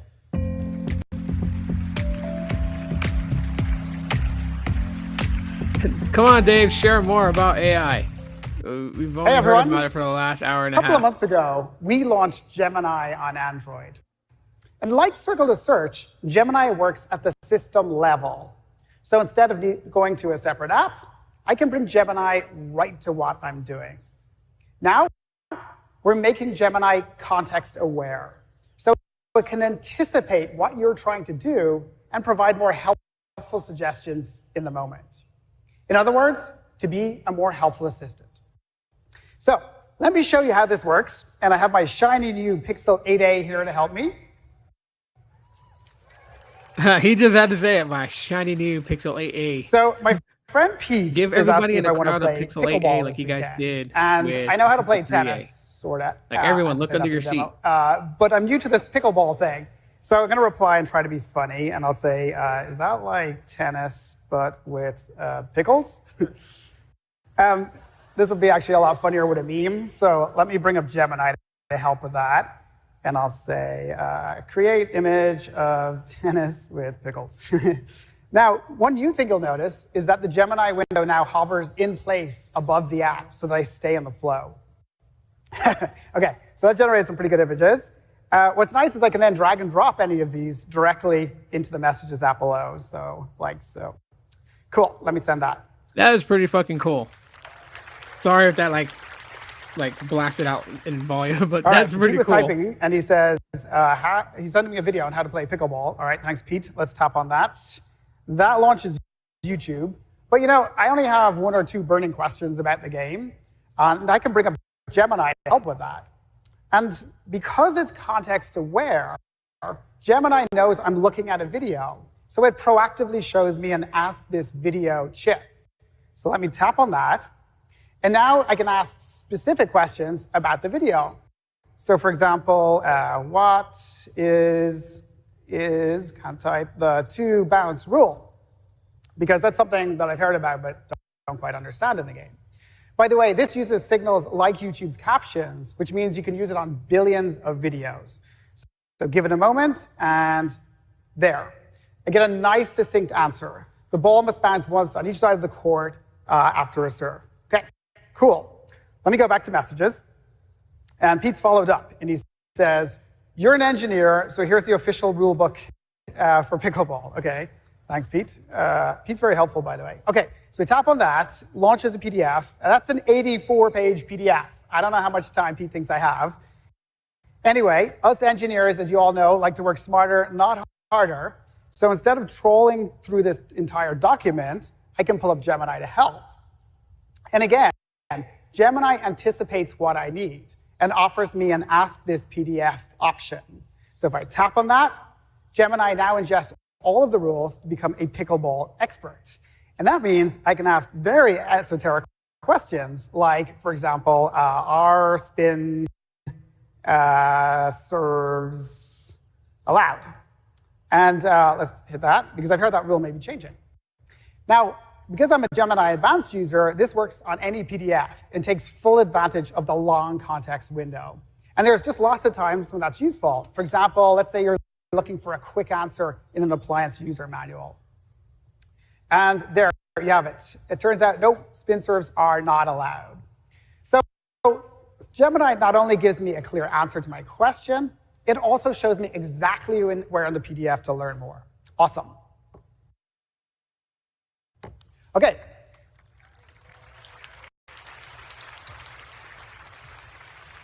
So that's a few of the ways that we're enhancing Gemini to be more context-aware and helpful in the moment. And what you've seen here are the first of really many new ways that Gemini will unlock new experiences at the system level. And they're only available on Android.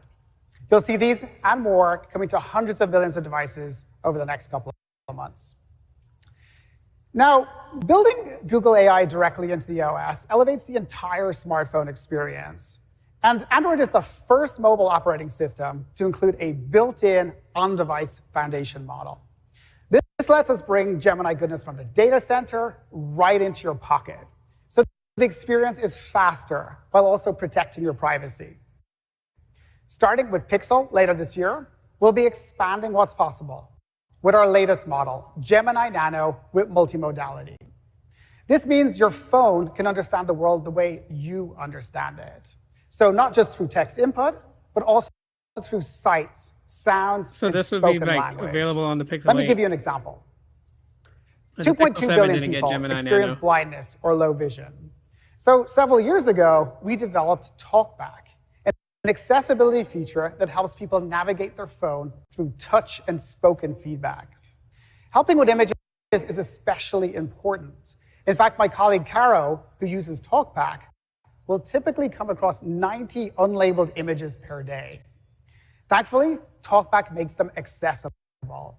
And now we're taking that to the next level with the multimodal capabilities of Gemini Nano. So when someone sends Caro a photo, she'll get a richer and clearer description of what's happening.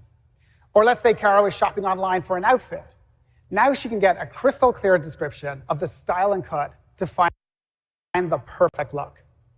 Running Gemini Nano on device helps minimize the latency, and the model even works when there's no network connection. These improvements to TalkBack are coming later this year. Let me show you another example of what on-device AI can unlock. People lost more than $1 trillion to fraud last year. And as scams continue,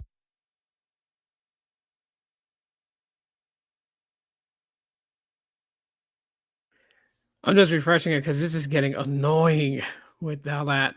Understand the content of the screen without any Oh my God, it's information so leaving your phone, thanks to the on-device model. So remember that pickleball example earlier? Gemini on Android will be able to automatically understand the conversation and provide relevant suggestions, like where to find pickleball clubs near me. And this is a powerful concept that will work across many apps on your phone. In fact, later today at the developer Keynote, you'll hear about how we're empowering our developer community with our latest AI models and tools like Gemini Nano and Gemini in Android Studio. Also, stay tuned tomorrow for our upcoming Android 15 updates, which we can't wait to share with you. As we said at the outset, we're reimagining Android with Gemini at the core. Okay, From your favorite here we go. apps to the OS itself, we're bringing the power of AI to every aspect of the smartphone experience. And with that, let me hand over to Josh to share more on our use for developers. Thank you.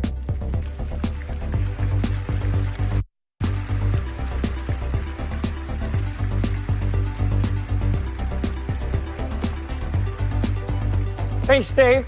It's amazing to see Gemini Nano do all of that directly on an Android phone. That was our plan all along, to create a natively multimodal Gemini in a range of sizes so you all, as developers, can choose the one that works best for you. Throughout the morning, you've heard a lot about our Gemini 1.5 series, and I want to talk about the two models you can access today. 1.5 Pro, which is getting a series of quality improvements that go out right about now, and the brand new 1.5 Flash. Both are available today globally in over 200 countries and territories.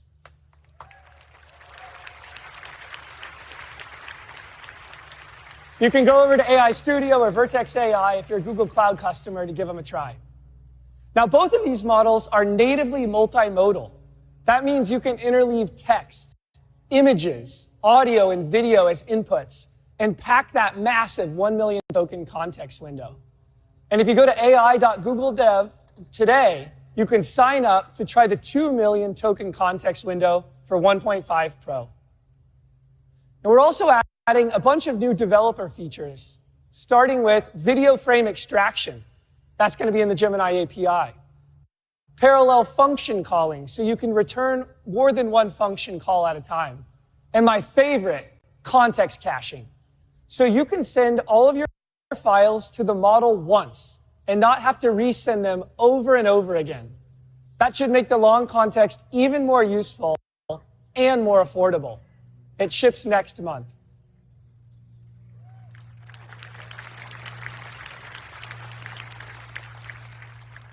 Now, we're using Google's infrastructure to serve these models, so developers, like all of you, can get great prices. 1.5 Pro is $7 per 1 million tokens. And I'm excited to share that for prompts up to 128K, it'll be 50% less for $3.50. And 1.5 Flash will start at 35 cents per 1 million tokens.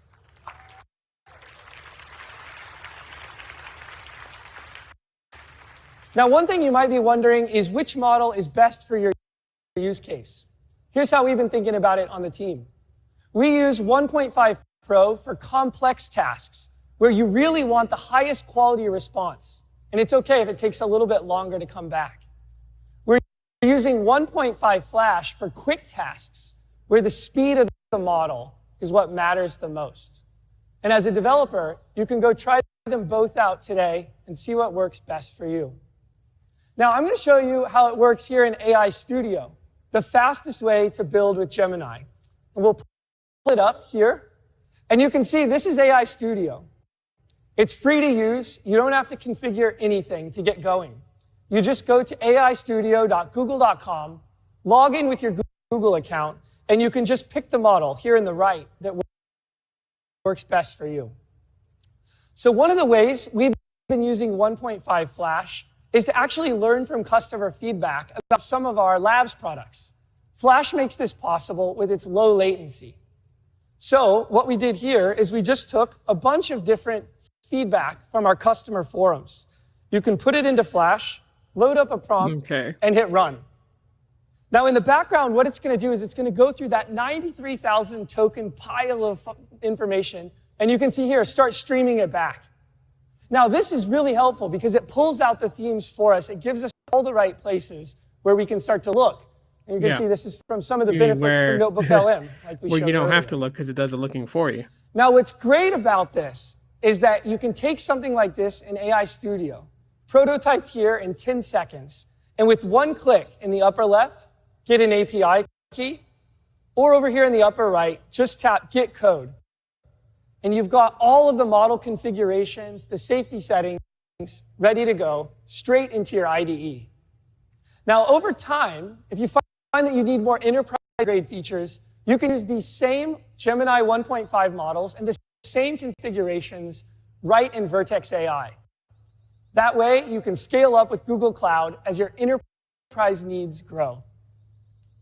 So that's our newly updated Gemini 1.5 Pro and the new 1.5 Flash, both of which are available today globally.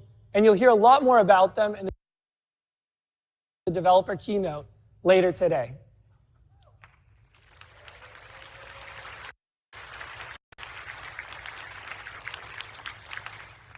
Now let's shift gears and talk about Gemma, our family of open models, which are crucial for driving AI innovation and responsibility. Gemma is built from the same research and technology as Gemini. It offers top performance and comes in lightweight 7B and 2B sizes. Now, since it launched less than 3 months ago, it's been downloaded millions of times across all the major models. I've noticed that. Developers and researchers have been using it and customizing the base I don't mean Gemma my model stream. I mean like and using streaming some of our Google pre-trained variants, like recurrent Gemma and code Gemma. And today's newest member, PolyGemma, our first vision language open model, and it's available right now.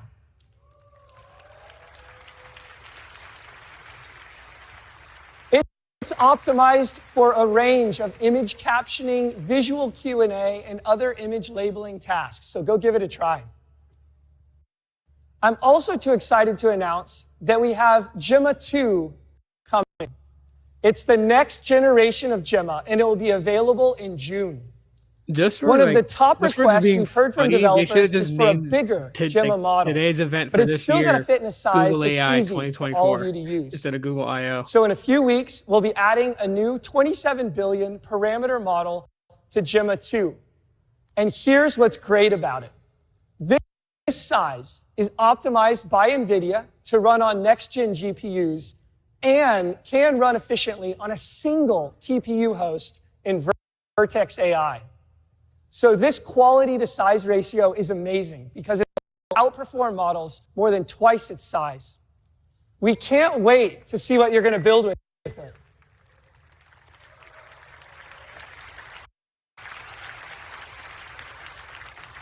To wrap up, I want to share this inspiring story from India, where developers have been using Gemma and its unique tokenization to create Navarasa, a set of instruction-tuned models to expand access to 15 Indic languages. This builds on our efforts to make information accessible in more than 7,000 languages around the world. Take a look.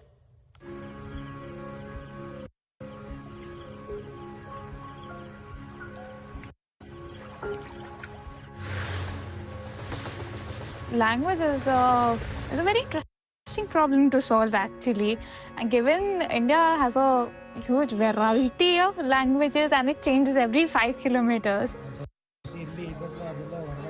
When technology is developed for a particular culture, it won't be able to solve and understand the nuances of a country like India.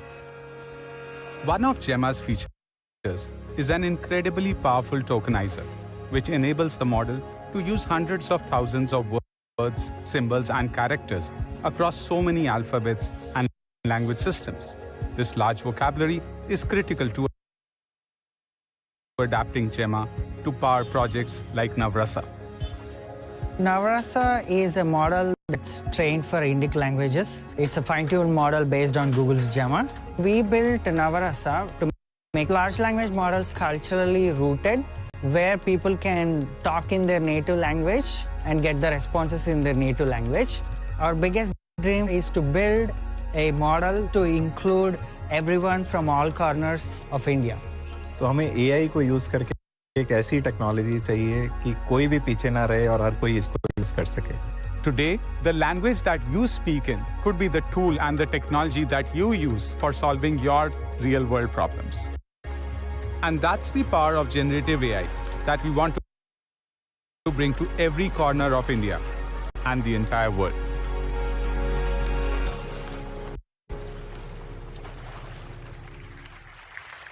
All right, it's pretty cool.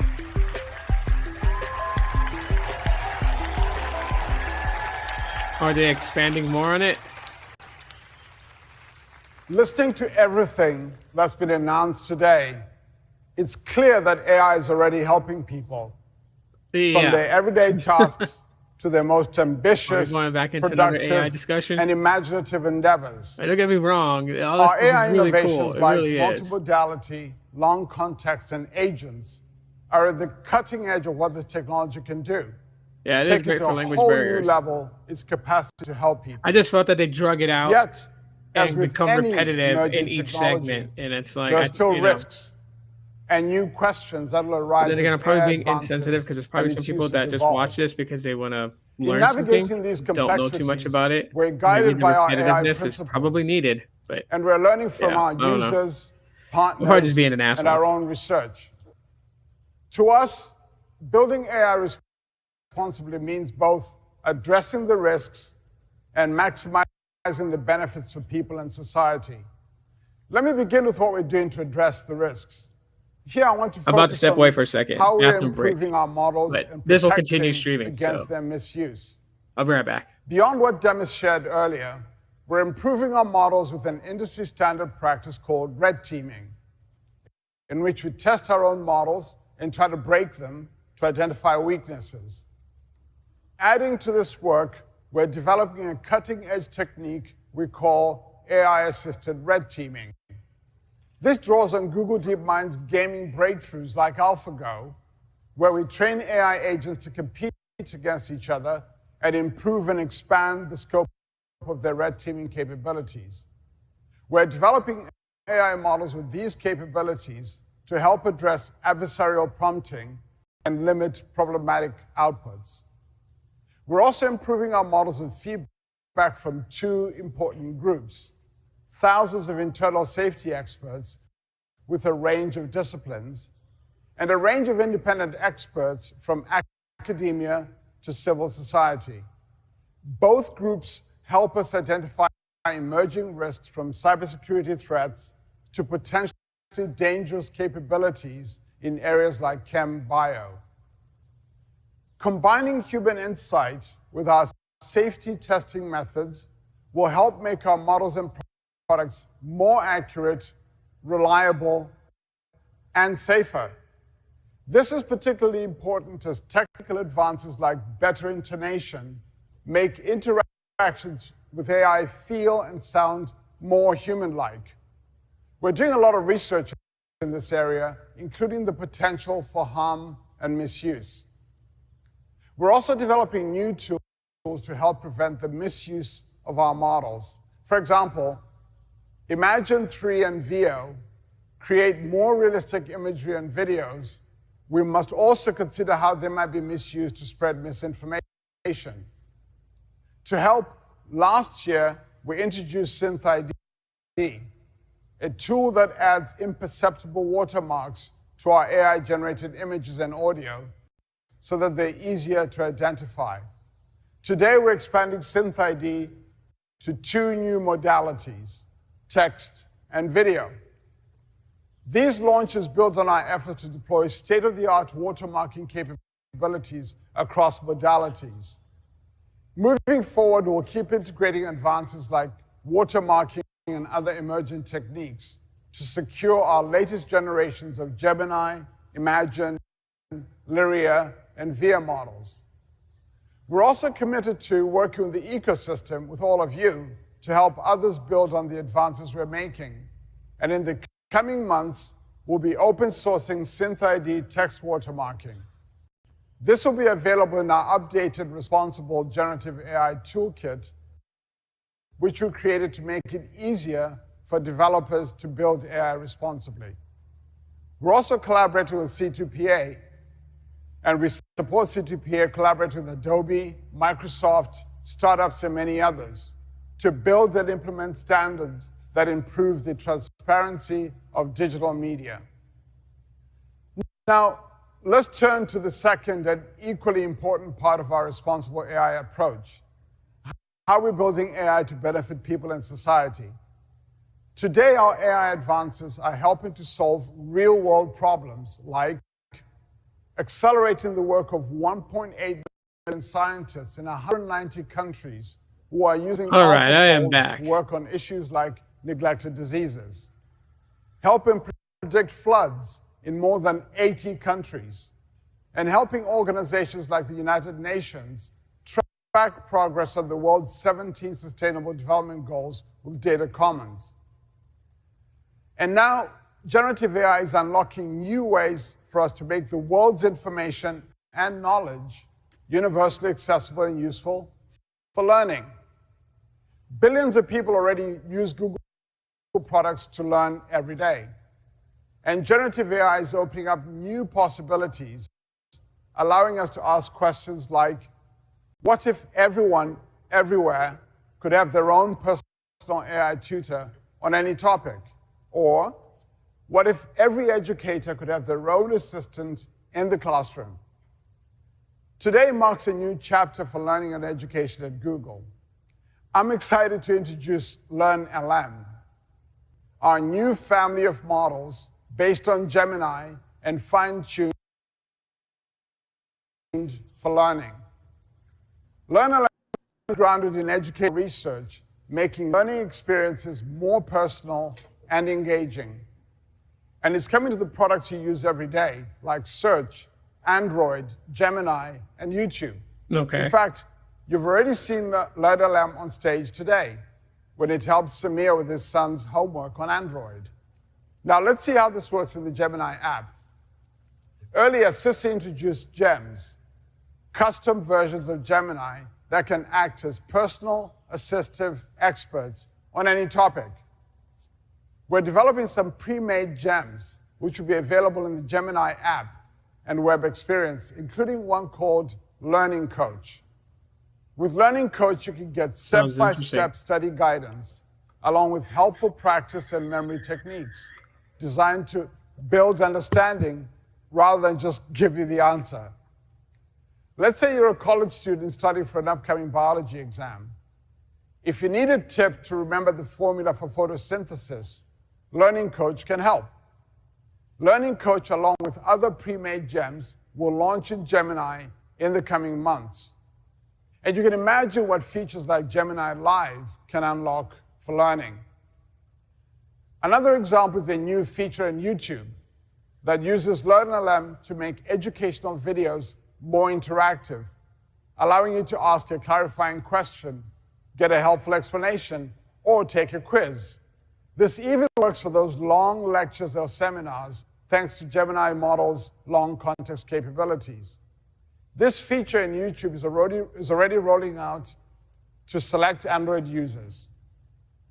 As we work to extend LearnLM beyond our own products, we're partnering with experts and institutions like Columbia Teachers College, Arizona State University, and Khan Academy to test and improve the new capabilities in our models for learning. And we've collaborated with MIT Raise to develop an online course to help educators better understand and use generative AI. We're also working directly with educators to build more helpful generative AI tools with LearnLM.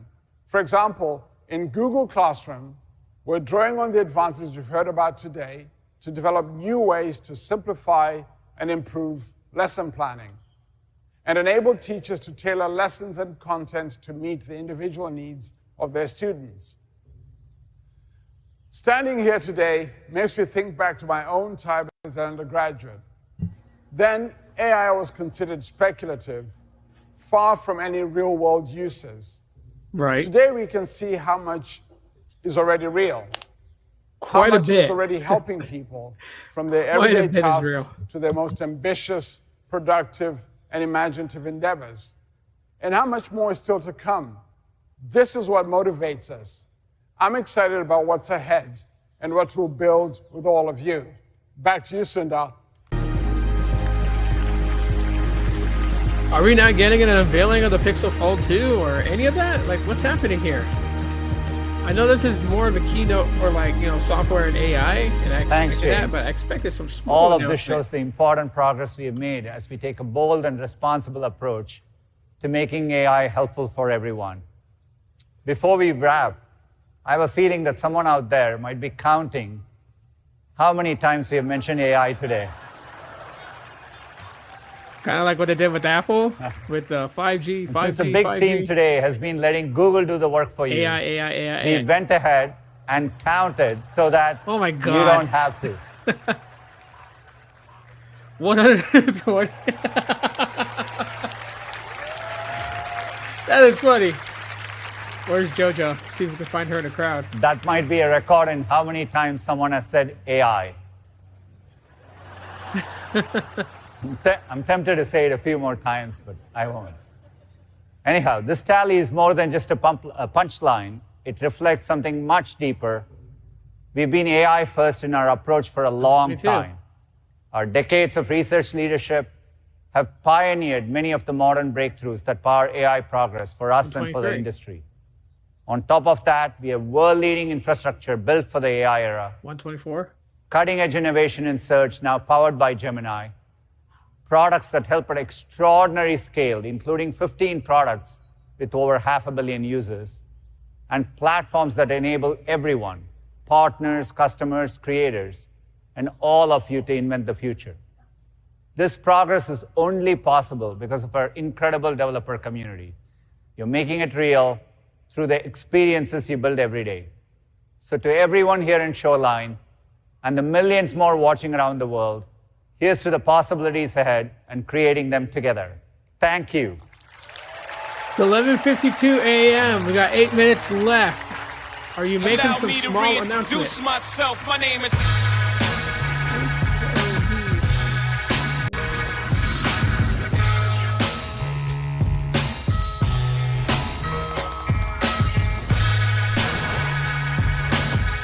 What does this remind you of? Schrodinger's cat. Wow. Wow. Okay. When all of these tools come together, it's a powerful combination. It's amazing. That's amazing. It's an entire suite of different kind of possibilities. Hi, I'm Gemini. What neighborhood do you So think far, I'm no in? mention of the Pixel 8a, no mention of the Pixel Fold 2. Together, we're creating a new era I think Google I/O has shifted to being just specifically software, no longer bringing up any hardware at all whatsoever, and leaving that to the Made by Google event. But if that is the absolute case,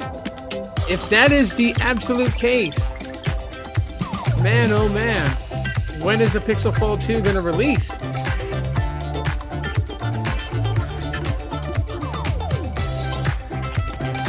The developer keynote is at 1:30. So what did you guys think about all this? Probably not till later. I mean, if they were going to release the Pixel Fold 2, it would be around the same time that the Pixel Fold came out last year, which was in, in June, to be quite honest. So, I mean, if that's the case, I don't know. We'll see. But yeah, a lot of AI, and I know a lot of it could be overbearing because they kind of went into like some really like core details, right?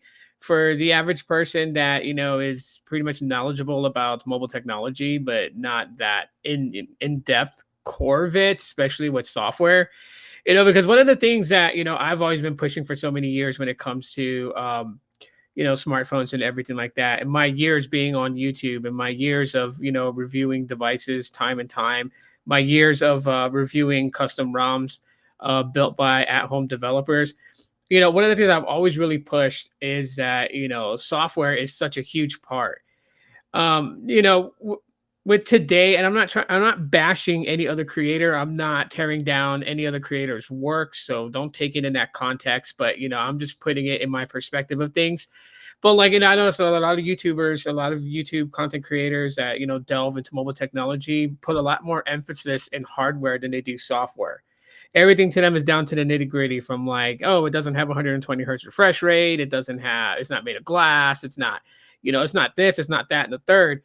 But you know what? The reason that I don't push in that same area that most creators go into, and even the fact that I dropped a video talking about the Pixel A series being the budget flagship is what I call them. The new tensor based ones are budget flagships to me.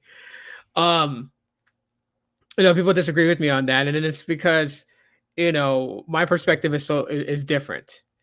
I look at software. Software is 90% of your interaction with your smartphone. Everything from you touching the screen and it responding to your touch on because of the touch capacitive display, to the photography that you take with the camera sensors on the device itself, and the computational photography and the processing using the tensor chip. And that's what Google Pixels, right? And even like Facebook and X and Instagram and Threads and all these other social platforms and how you interact with them, it's all software. So this is why software is, in my opinion, 90% of the most important part of a smartphone to determine whether it's actually going to be functional, or if it's not, if it's considered flagship, if it's not. That's where I'm at. And there's people who think the same as me too, and they swim in the same pool as myself. One of the people I look up to here on YouTube, Chris Perillo, is in the same mindset to that. When you watch his live streams and he talks about technology, I mean, he'll admire the hardware of a piece of tech that he's reviewing on a live stream on his channel. However, he is more, in depth about software rather than hardware. Hardware to him is in the same category as me. It's a very minor part of a smartphone. And so, yeah, it was pretty long. It was 2 hours of AI. So, Google I/O has transformed. It has transformed from being, half software previews and, hardware releases, right? Which is why a lot of people, and we all got it wrong. And I knew that we all got it wrong the freaking moment that they released the Pixel 8a, like a week ago. Didn't miss out. They didn't talk about any hardware at all. There was no hardware discussion at all. They didn't even talk about the Pixel Fold 2. So the Pixel 8a they didn't really need to talk about because they released it a week before Google I/O and, put it for pre-order. So, you have content creators that are getting a hold of the Pixel 8a as they're buying it out of pocket. And I actually found out that there are some Team Pixel players who are getting the devices sent to them for review. So like they announced the Pixel 8a last week. They put it for pre-order. They sent a couple of out to the higher tech YouTubers. They usually get the device like a week before it's announced because they get to play around with it, so they can start dropping videos and getting the word out about the device. The rest of Team Pixel people ended up getting the devices a little bit later. And the reason why Team Pixel seems so much different, and I got hip to the fact of this from several people that were or are still a part of Team Pixel, is that they have a new liaison who handles the Team Pixel people. So if you guys didn't know, and the reason why Mark Wim was somebody that you saw on X who was always being bombarded by different people talking about how much they love Google Pixels and trying to get his attention to look at them and look at their YouTube channel and invite them, was because he was the Team Pixel liaison who would find content creators and basically invite them to Team Pixel and then get them a part of the Team Pixel program where they send you out a device and you make content and review the device for them. He's no longer with the company, is what I found out. Like, he's no longer with Google and he's no longer the liaison for Team Pixel. And whoever the new person is absolutely silent. I believe Team Pixel people know who they are or who this person is, but they're not as out as Mark was. And so big shout out to Mark, and thank you for everything that you've done, putting together a pretty awesome team. Yeah, there were some people who, some fans feel like deserve to be a part of it and never got to be a part of it. And that's totally okay. We don't have to, linger on those things. We can always move forward in life and move forward, but the Pixel 8a was already announced a week ago. Team Pixel guys got it. They're unboxing it. They are going to be reviewing it. You're going to get your review on it. And as promised, as I said in the beginning of this live stream, I was going to go a little bit deeper into why the Pixel 8a is something that should be purchased. As I see a lot of content creators who are always talking about, oh, well, you know what? The Pixel 8 is available. It's very close to that. So just buy the Pixel 8. And that's true. For the most case point, that's true. If having a glass device matters more to you, then go get the Pixel 8. Simple as that. Because the Pixel 8a is very close to it. This is what I was talking about. The 8a is not a budget mid-range device. The 7a is not a budget mid-range device, nor is the 6a a budget mid-range device. They are budget flagships. The reason that they're budget is that you're not spending more money on this phone because they decided to build it with glass and a more sturdier metal frame. They went with an aluminum frame and a plastic body, and that cuts the corners there. They went with a different camera sensor. Instead of going with the Samsung GN01 50 megapixel sensor, they went with, I believe it's the same one that the 7a has. So I know it's a 64 megapixel sensor, but that's where they're cutting the corners at. The camera sensors, the build quality of the device, and it brings the device down, by $100. Unless you go with the 256 model, then it brings it down by $50. Or $100 if you compared it to like the 256 model for the Pixel 8.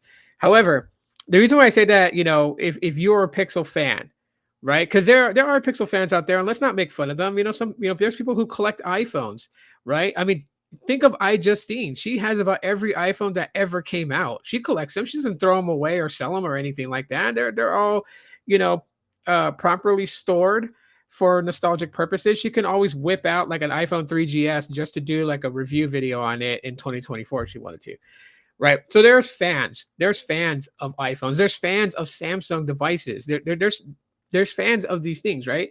I'm a fan of Google Pixels. I mean, the other day, Kia 2 Technical posted a post on X and talking about name the devices that you have.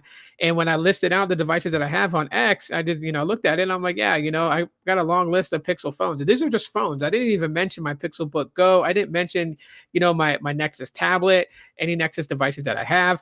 I mentioned Pixels and iPhones, right? And there was like 5 iPhones and the rest were all Pixels, right? From every generation, the 1, the 1XL, the 2, 2XL, 3, 3A, 4, 4XL, 4A, 5, 5A, 6, 6A, 7, 7A are the Pixel devices that I have.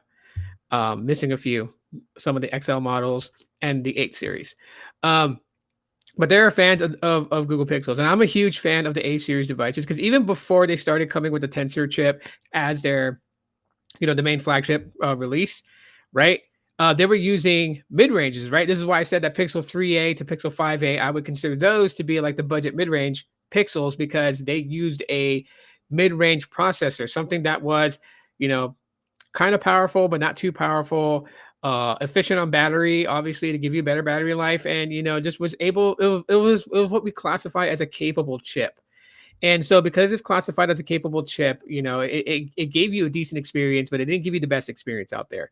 Now, to kind of take away from that, you have the Pixel 5, the Pixel 4a 5G, and the Pixel 5a that had the Snapdragon 765G. And that was like Google's way of just basically showing you guys that they could optimize Android to flow and be smooth like it is using a flagship chip when it wasn't. And of course, for those who know the story, technically the Pixel 5 was supposed to launch with the Tensor G1. However, because of the pandemic and everything, that's what really kind of slowed the momentum down. And so they just went ahead and went with the 700 series chip. Last minute decision thrown into the Pixel 5 and the 4a 5G, continued in the Pixel 5a. So those would be considered the budget mid-range. The 6a, 7a, 8a, those are budget flagships. And I will still say that to anybody. You don't have to agree with me, to each his own, but that's how I feel about these devices. And the tough part is that in October of this year, we're getting the Pixel 9, the Pixel 9 Pro, and the Pixel 9 Pro XL. We're getting 3 device releases in October. So this is like, right now, I'm taking it like it's an early sign that we will never see a Pixel 9a, that the Pixel 8a would be the very last device in the A series to be released from Google. I could be wrong, but it's starting to look that way. And, like I said earlier in the live stream, what a proper send off. Not only giving us the last Pixel 8a, because, for someone who's going to be like, how come they didn't say this was going to be the last one? What company is going to go out there and say, hey guys, here's the brand new Pixel 8a. And by the way, this is the last one we're ever going to make. Like, that would be bad publicity for Google because it would make everybody think like, oh no, something's wrong with their operations. And you know what? Like our speculations of Pixels not being, decent enough means that we should bail out and go grab an iPhone or go grab a Samsung Galaxy. They will lose market share if they were to say anything like that. I mean, this is just the business side of things. So no, they're not going to tell people that the Pixel 8a is the very last one. All they got to do is just silently, sunset it, which I feel like they're going to do. Do you guys realize that in the last 5 years, when it comes to the Pixel A series devices, the only one that ever really got such a good rep was the Pixel 4a? And I honestly feel like it wasn't really because of the software optimization and the build quality, much less, any of the defining things that people are spewing out in their videos today about the Pixel 4a. I don't think that was a real reason why that people enjoyed that phone. I think it was just simply on the price being $349 at launch. $349 for the Pixel 4a, because the Pixel 3a, the very first of the A series, was launched at $399. So it was like a $50 reduction from there. And so at that time, Pixels were kind of expensive. So people were just like, I don't see me spending, $799 for a Google Pixel phone. And they were like, I can get the Pixel 4a for $350. And that's pretty decent, because we've never really seen a Google Pixel A series device release at the $350 price point. It's gone back up since. And even now you have, the latest with the 8A and, the 2 different variations of the 8A. You have, the 128 gig storage. You had the 256 gig storage. That's something that was never done in previous A series devices before. And they're priced at $499 for the 128 model, and then $549 for the 256 model. So when you have that, and then you slap in the fact that it is Gemini Nano supported, and then you slap in the fact that it's getting 7 years of Android OS. Okay, so for the next 7 generations of Android OS, it's going to get all the next 7. So right now it launched at Android 14. So that's all the way up to Android 21 it will get. And it will get every security patch between now and then, and it will get every Pixel feature drop between now and then until it's sunsetted. Means that the Pixel A series rides off on a high note, with the 8A being the very last one. Like I said, I don't see them building a 9A, because then that would be a 4 device in series. Series is what I mean, not Siri, for some of the things like, what are you talking about, Apple? So, but if you look back at all the Pixel generations, starting from the 3, you had the 3, the 3XL, the 3A. Same with the 4, the 4, the 4XL, the 4A, and on the 5, the 4A 5G, and the 5A. And then you have the 6 Pro, and the 6A, 7 Pro, 7A. 8 Pro, and then 8A. It's always been 3 models. So I don't see them doing a 9A. I honestly feel like they're sunsetting the Pixel A series because a lot of us has really just all we ever really do nowadays with smartphones is just bitch about them. You know, something comes out and we don't actually appreciate some of the cool new things that's being introduced with these devices. What we begin looking for is all the problems that we can find. And one of the shittiest parts is that maybe if you go on Reddit and maybe if you go on other, platforms, you may see like a bunch of complaints about a certain phone. And those complaints bombard your mind thinking like, "Oh my god, millions of people are having this problem," which is fucking furthest from the truth. Okay? Of course, the people who don't have problems with these devices are not going to take to social media. Why would they? They have nothing to complain about. So they're not going to go on Reddit and go in the Pixel subreddit, or they're not going to go on YouTube comments and YouTube videos and say, "Oh my God, my Pixel 8 is so fantastic, buttery smooth, smart as fuck, and got great battery life." They're not going to say that. They're just going to keep it pushing and go on with their life. People don't come out of the woodworks to praise. They only come out to complain.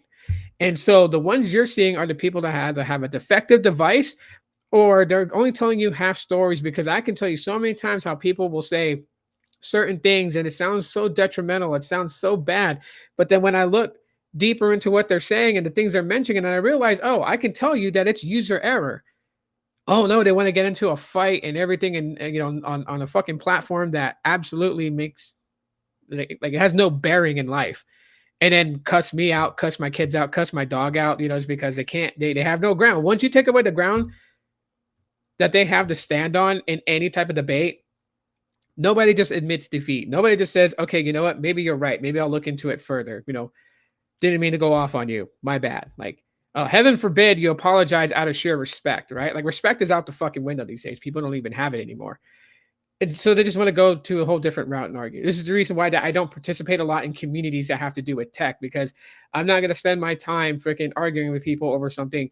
I don't know everything, and I don't claim to know everything in the fucking world when it comes to this stuff, but I will only share what I know. And what I know are things that I've researched. And excuse my dog. This is why I had my mic muted most of the time. My dog's barking at every sound. Hopefully you guys finish your coffee. I'm almost done with mine. But I would say it on this, with the teardown of a lot of content creators coming to YouTube and saying shit like, get the Pixel 8 instead of the AA. When you say shit like that, what makes a company think they want to invest any more money in building this? Like, we know that Google really doesn't need to build hardware. They make a ton of money on search. The only reason why they're really actually doing, smartphones and other key hardware things is because they have all this money that they just need to spend, right? If they don't spend it, I'm pretty freaking sure that the Department of Justice, and all these other fucking federal regulators are going to dive in there and take their asses to court and sue them and all this other stuff, monopoly claims and everything like that. So they burn this money. Like, Google Pixels is a burn money project for Google. Okay. Nest is a burn money project for Google. Google Fi is a burn money project for Google, right? They have to spend this money, right? They can't let themselves be like a reckoning force when it comes to money in a monopoly situation, because that's just going to have so many, different, agencies down their throat and possibly suing them and breaking up Google as a company, and, kind of like what they did to Motorola, kind of like, what they try to do to Apple, that type of thing. So, when you have a company that is not 100% invested into making hardware, and then they're doing it anyways because they also see that there's a fan base for them, so they continue to do it as a good way for them to kind of burn some of that money that they're earning from Google search and everything like that. Then you've got a bunch of YouTubers who think that they're God's gift to everybody, and that what they say should go, what their advice is, you have to follow, which I totally disagree with. And this is also the reason why that collaborations between me and other creators are very small, is because a lot of creators out there will go into that whole aspect of just like, I say that this is what you should buy, so you should buy it, right? They don't ever live in the fact that other people decide to just do differently from them. And that's really sad. There are a lot of good creators out there. Don't get me wrong. I'm not shitting on a lot of them. I'm just talking about the ones that, I know and have seen them do this. I have seen them do this on social media. I have seen them do this on their own live streams to people. And I think it's fucked up. People should choose whatever the fuck they want to use. If someone is a diehard OnePlus, fan, and they're like, oh my God, I got the OnePlus 12, out of respect for that person and the fact that they're happy with their purchase, I'm just like, congratulations, right? I may not like the OnePlus 12, or there may be aspects about the OnePlus 12 that I don't give a shit about, or I think that, they just kind of rushed and threw together and put it out there. But I'm not going to shit on somebody's excitement and their parade. They just got a new phone. I know what that feeling is like when you get a new phone and you're so excited, you take to social media like, I got the fucking Pixel 7, and it's like, yeah, but it's missing this, and it doesn't have a Snapdragon 8 Gen 2, and no. I'm like, I don't fucking want to hear that. I just want to hear like, hey, bro, cool for you. I'm glad you're happy. Like, why is it so hard to do that to people? Why is it so hard to tell people that? That's the thing. We shit on these phones so much that that we don't even realize that we're the reason why they fall down sometimes. It's not always about they don't know what the fuck they're doing. They don't know how to build their software. Sometimes the reason why shit fails is because of our own words, our mouth, the things that we say. Influence and influencers is something that's a technical term in today's society. This is not shit that I grew up with. When I was fucking 10 years old, I wasn't like, oh my God, I know that person. He's an influencer. Fuck no. I just knew him as what they were. Oh, MC Hammer, he's a rapper. Vanilla Ice, he's a rapper. What is it? Gloria Estefan, she sung R&B and just like real lively music. And you have Paula Abdul, who's like, doing the same thing, right? Like, look at them as influencers. It's like today everything is just hung up on word of mouth, right? Like, we as people have actually taken the power from the companies to be able to make or break them. A company can come out with a product, and if all of us take to social media and shit on it, they will lose. They will go down in flames. This is the reason why Google even developed Team Pixel in the fucking first place.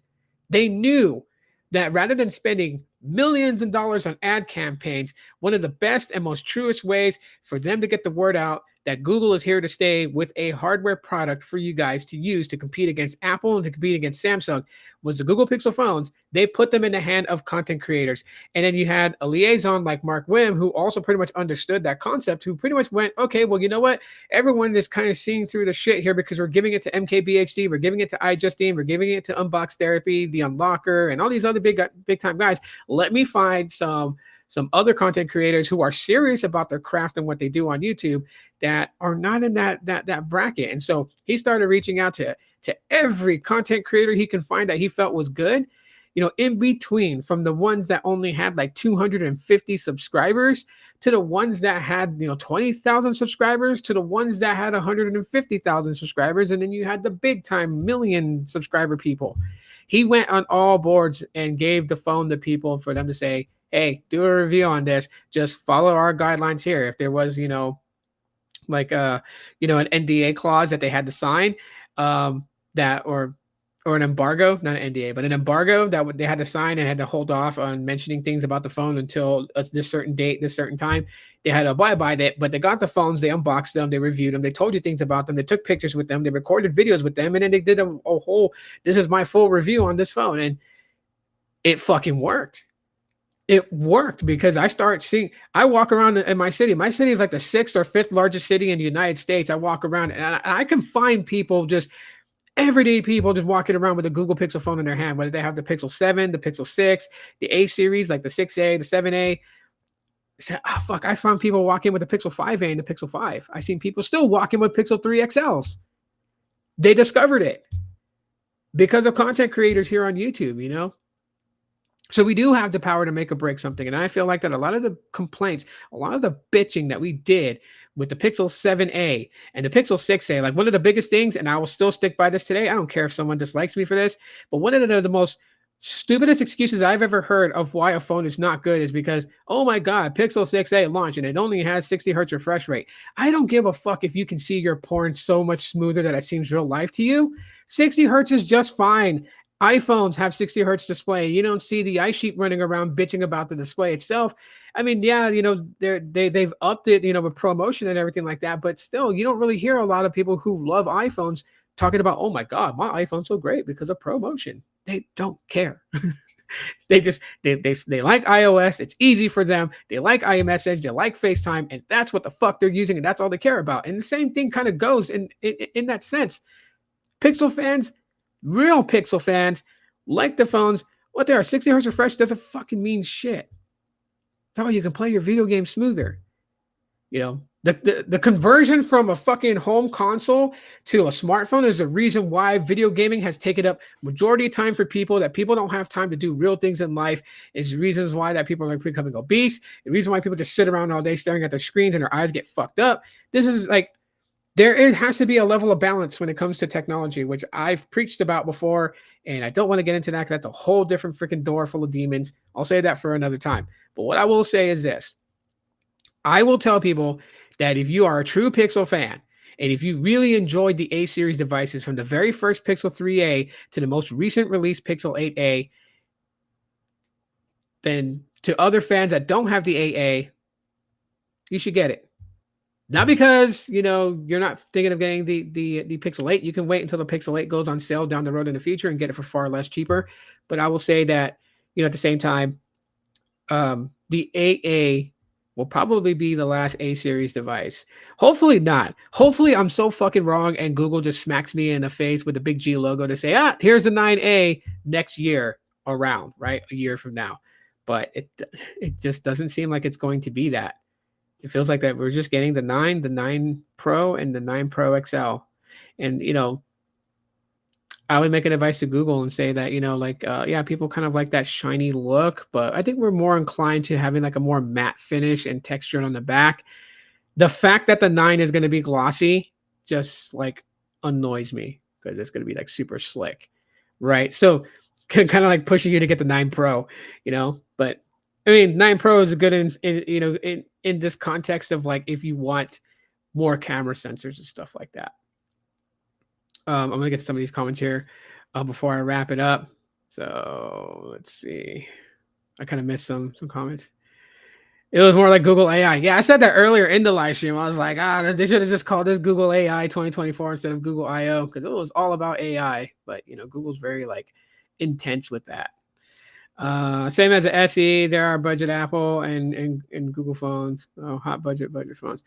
Yeah, you know, so like the iPhone SEs, it's really hard to even call them, you know, budget mid-range phones, you know, because they are using a flagship chip from a few years ago. It doesn't mean that it's, you know, mid-range. This is the reason why the argument comes into play when people are just like, you know, should they get a mid-range Samsung device, or should they get like, you know, a 2-year-old or 3-year-old Apple device? And I will say get a 2 or 3-year-old Apple device, because you will still get better performance and better experience.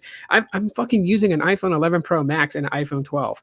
Like my iPhone 10s still fucking flies. It is buttery smooth. And my iPhone 10, the big chapter change in iPhones where it switched from Touch ID to Face ID, still fucking amazing and good and fluid. 60 hertz refresh only, but still good.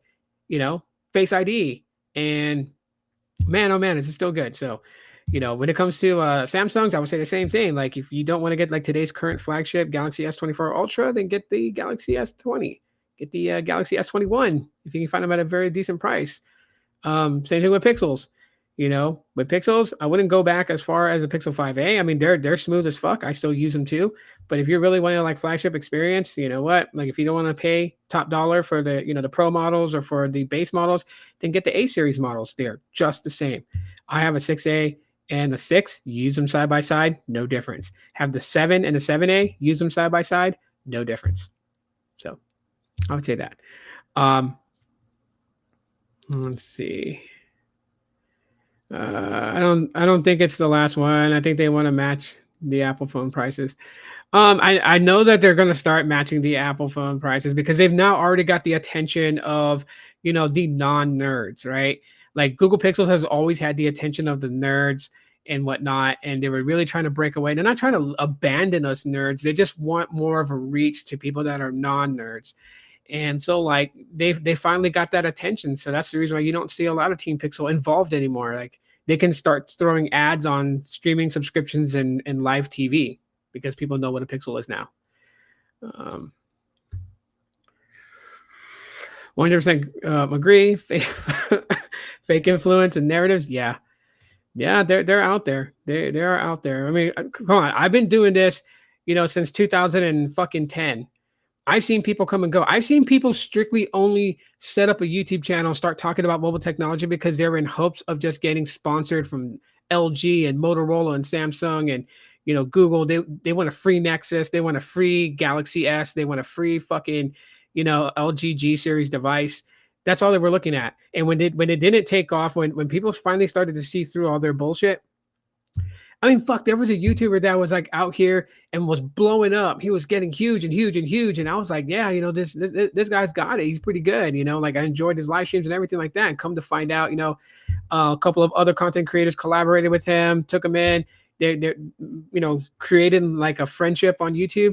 And then he got devices from them so that way he can review on his channel, because they want to help a brother out. They were like, yeah, you cool as fuck. We'll hook you up. They sent him some stuff. He never gave the shit back. He kept what people had sent him and then fucking disappeared off YouTube, disappeared off social media. Fuck, we don't even know if he goes by like some alias name because he doesn't want to be bothered by the tech community. But man, that it happens. People come in and out of this thing. I've seen it for so many years.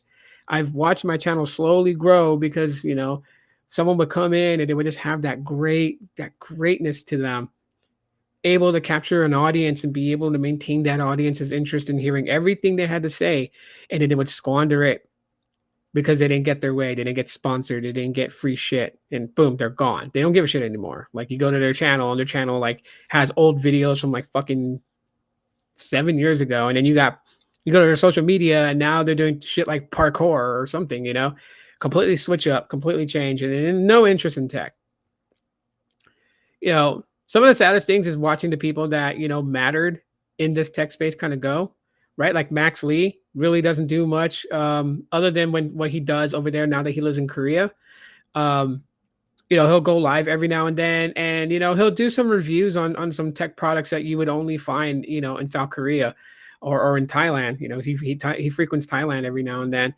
But other than that, I mean, like I remember for the last 2 years that he was in the US still, and like he would do these Periscope live streams on what was known then as Twitter, and he just had a lot of frustrations to say. And like I get it, you know what I mean? Like for so many years, he had the high on Android thing, like I try to show support to creators. I bought one of his t-shirts. You guys seen it probably in one of my videos, like the orange high on Android with a skateboard Android guy. I bought that off of him. I had another one too where he created like the Android head with one eye, like a Cyclops. And I bought that shirt off of him too. And I can't find it, but I bought one off of him. I bought t-shirts off of him and everything. To try to, support his channel. And, he was just getting sick and tired of like the YouTube algorithm, just like kind of pushing him to the back and pushing all these other people to the front. And, some people were just like thinking that he was just being arrogant and big headed and stuff like that. And he really wasn't. Like, sometimes I feel that way too. Like I've been here since, fucking 2010. And, it's like I've been overlooked on a lot of things that I felt I should have been a part of. But, in my head, I'm just more of this like, it probably wasn't for me anyways, like at the end of the day, I want to be a straight shooter with everybody. So the authenticity of what I'm saying in the videos that I make matter more to me than being a part of a fucking team. And so that it doesn't matter to me to be on Team Pixel or not. I don't really care. I am Team Pixel on my own, buying this stuff on my own and reviewing it on my own. I don't need it. And so that's the logic and the realism of all of it. We've lost guys like Christopher Chavez, aka Chris Chavez. You guys don't know him. I don't blame you guys because he hasn't really been vocal or been on YouTube doing anything major. Like he used to work with Fandroid, and he used to do the weekly podcast show on Fandroid. And before that, he was running his own YouTube channel where he was like flashing custom ROMs on Android devices. Like his very first couple of videos, because his channel is still up. You can watch his videos just for nostalgic, fun. But like he's got videos where he has the HTC G1, aka the HTC Dream, the very first Android phone released on T-Mobile, and he flashed a bunch of different custom ROMs on that thing. So much that another YouTuber YouTube channel that went by Clarence Bobarance actually bought Chris Chavez's HTC G1 and then made a whole video about how he was able to acquire that phone off of him talked about every drunk text, every this and that Chris has ever done. Like it was like he was worshiping that phone because like you can tell he was a very big fan of Chris Chavez. And then Chris Chavez got the what was it, the HTC Evo series from Sprint and started flashing custom ROMs on that. And then he got a hold of the Samsung Galaxy, the first gen Samsung Galaxy that was on Sprint with the keyboard.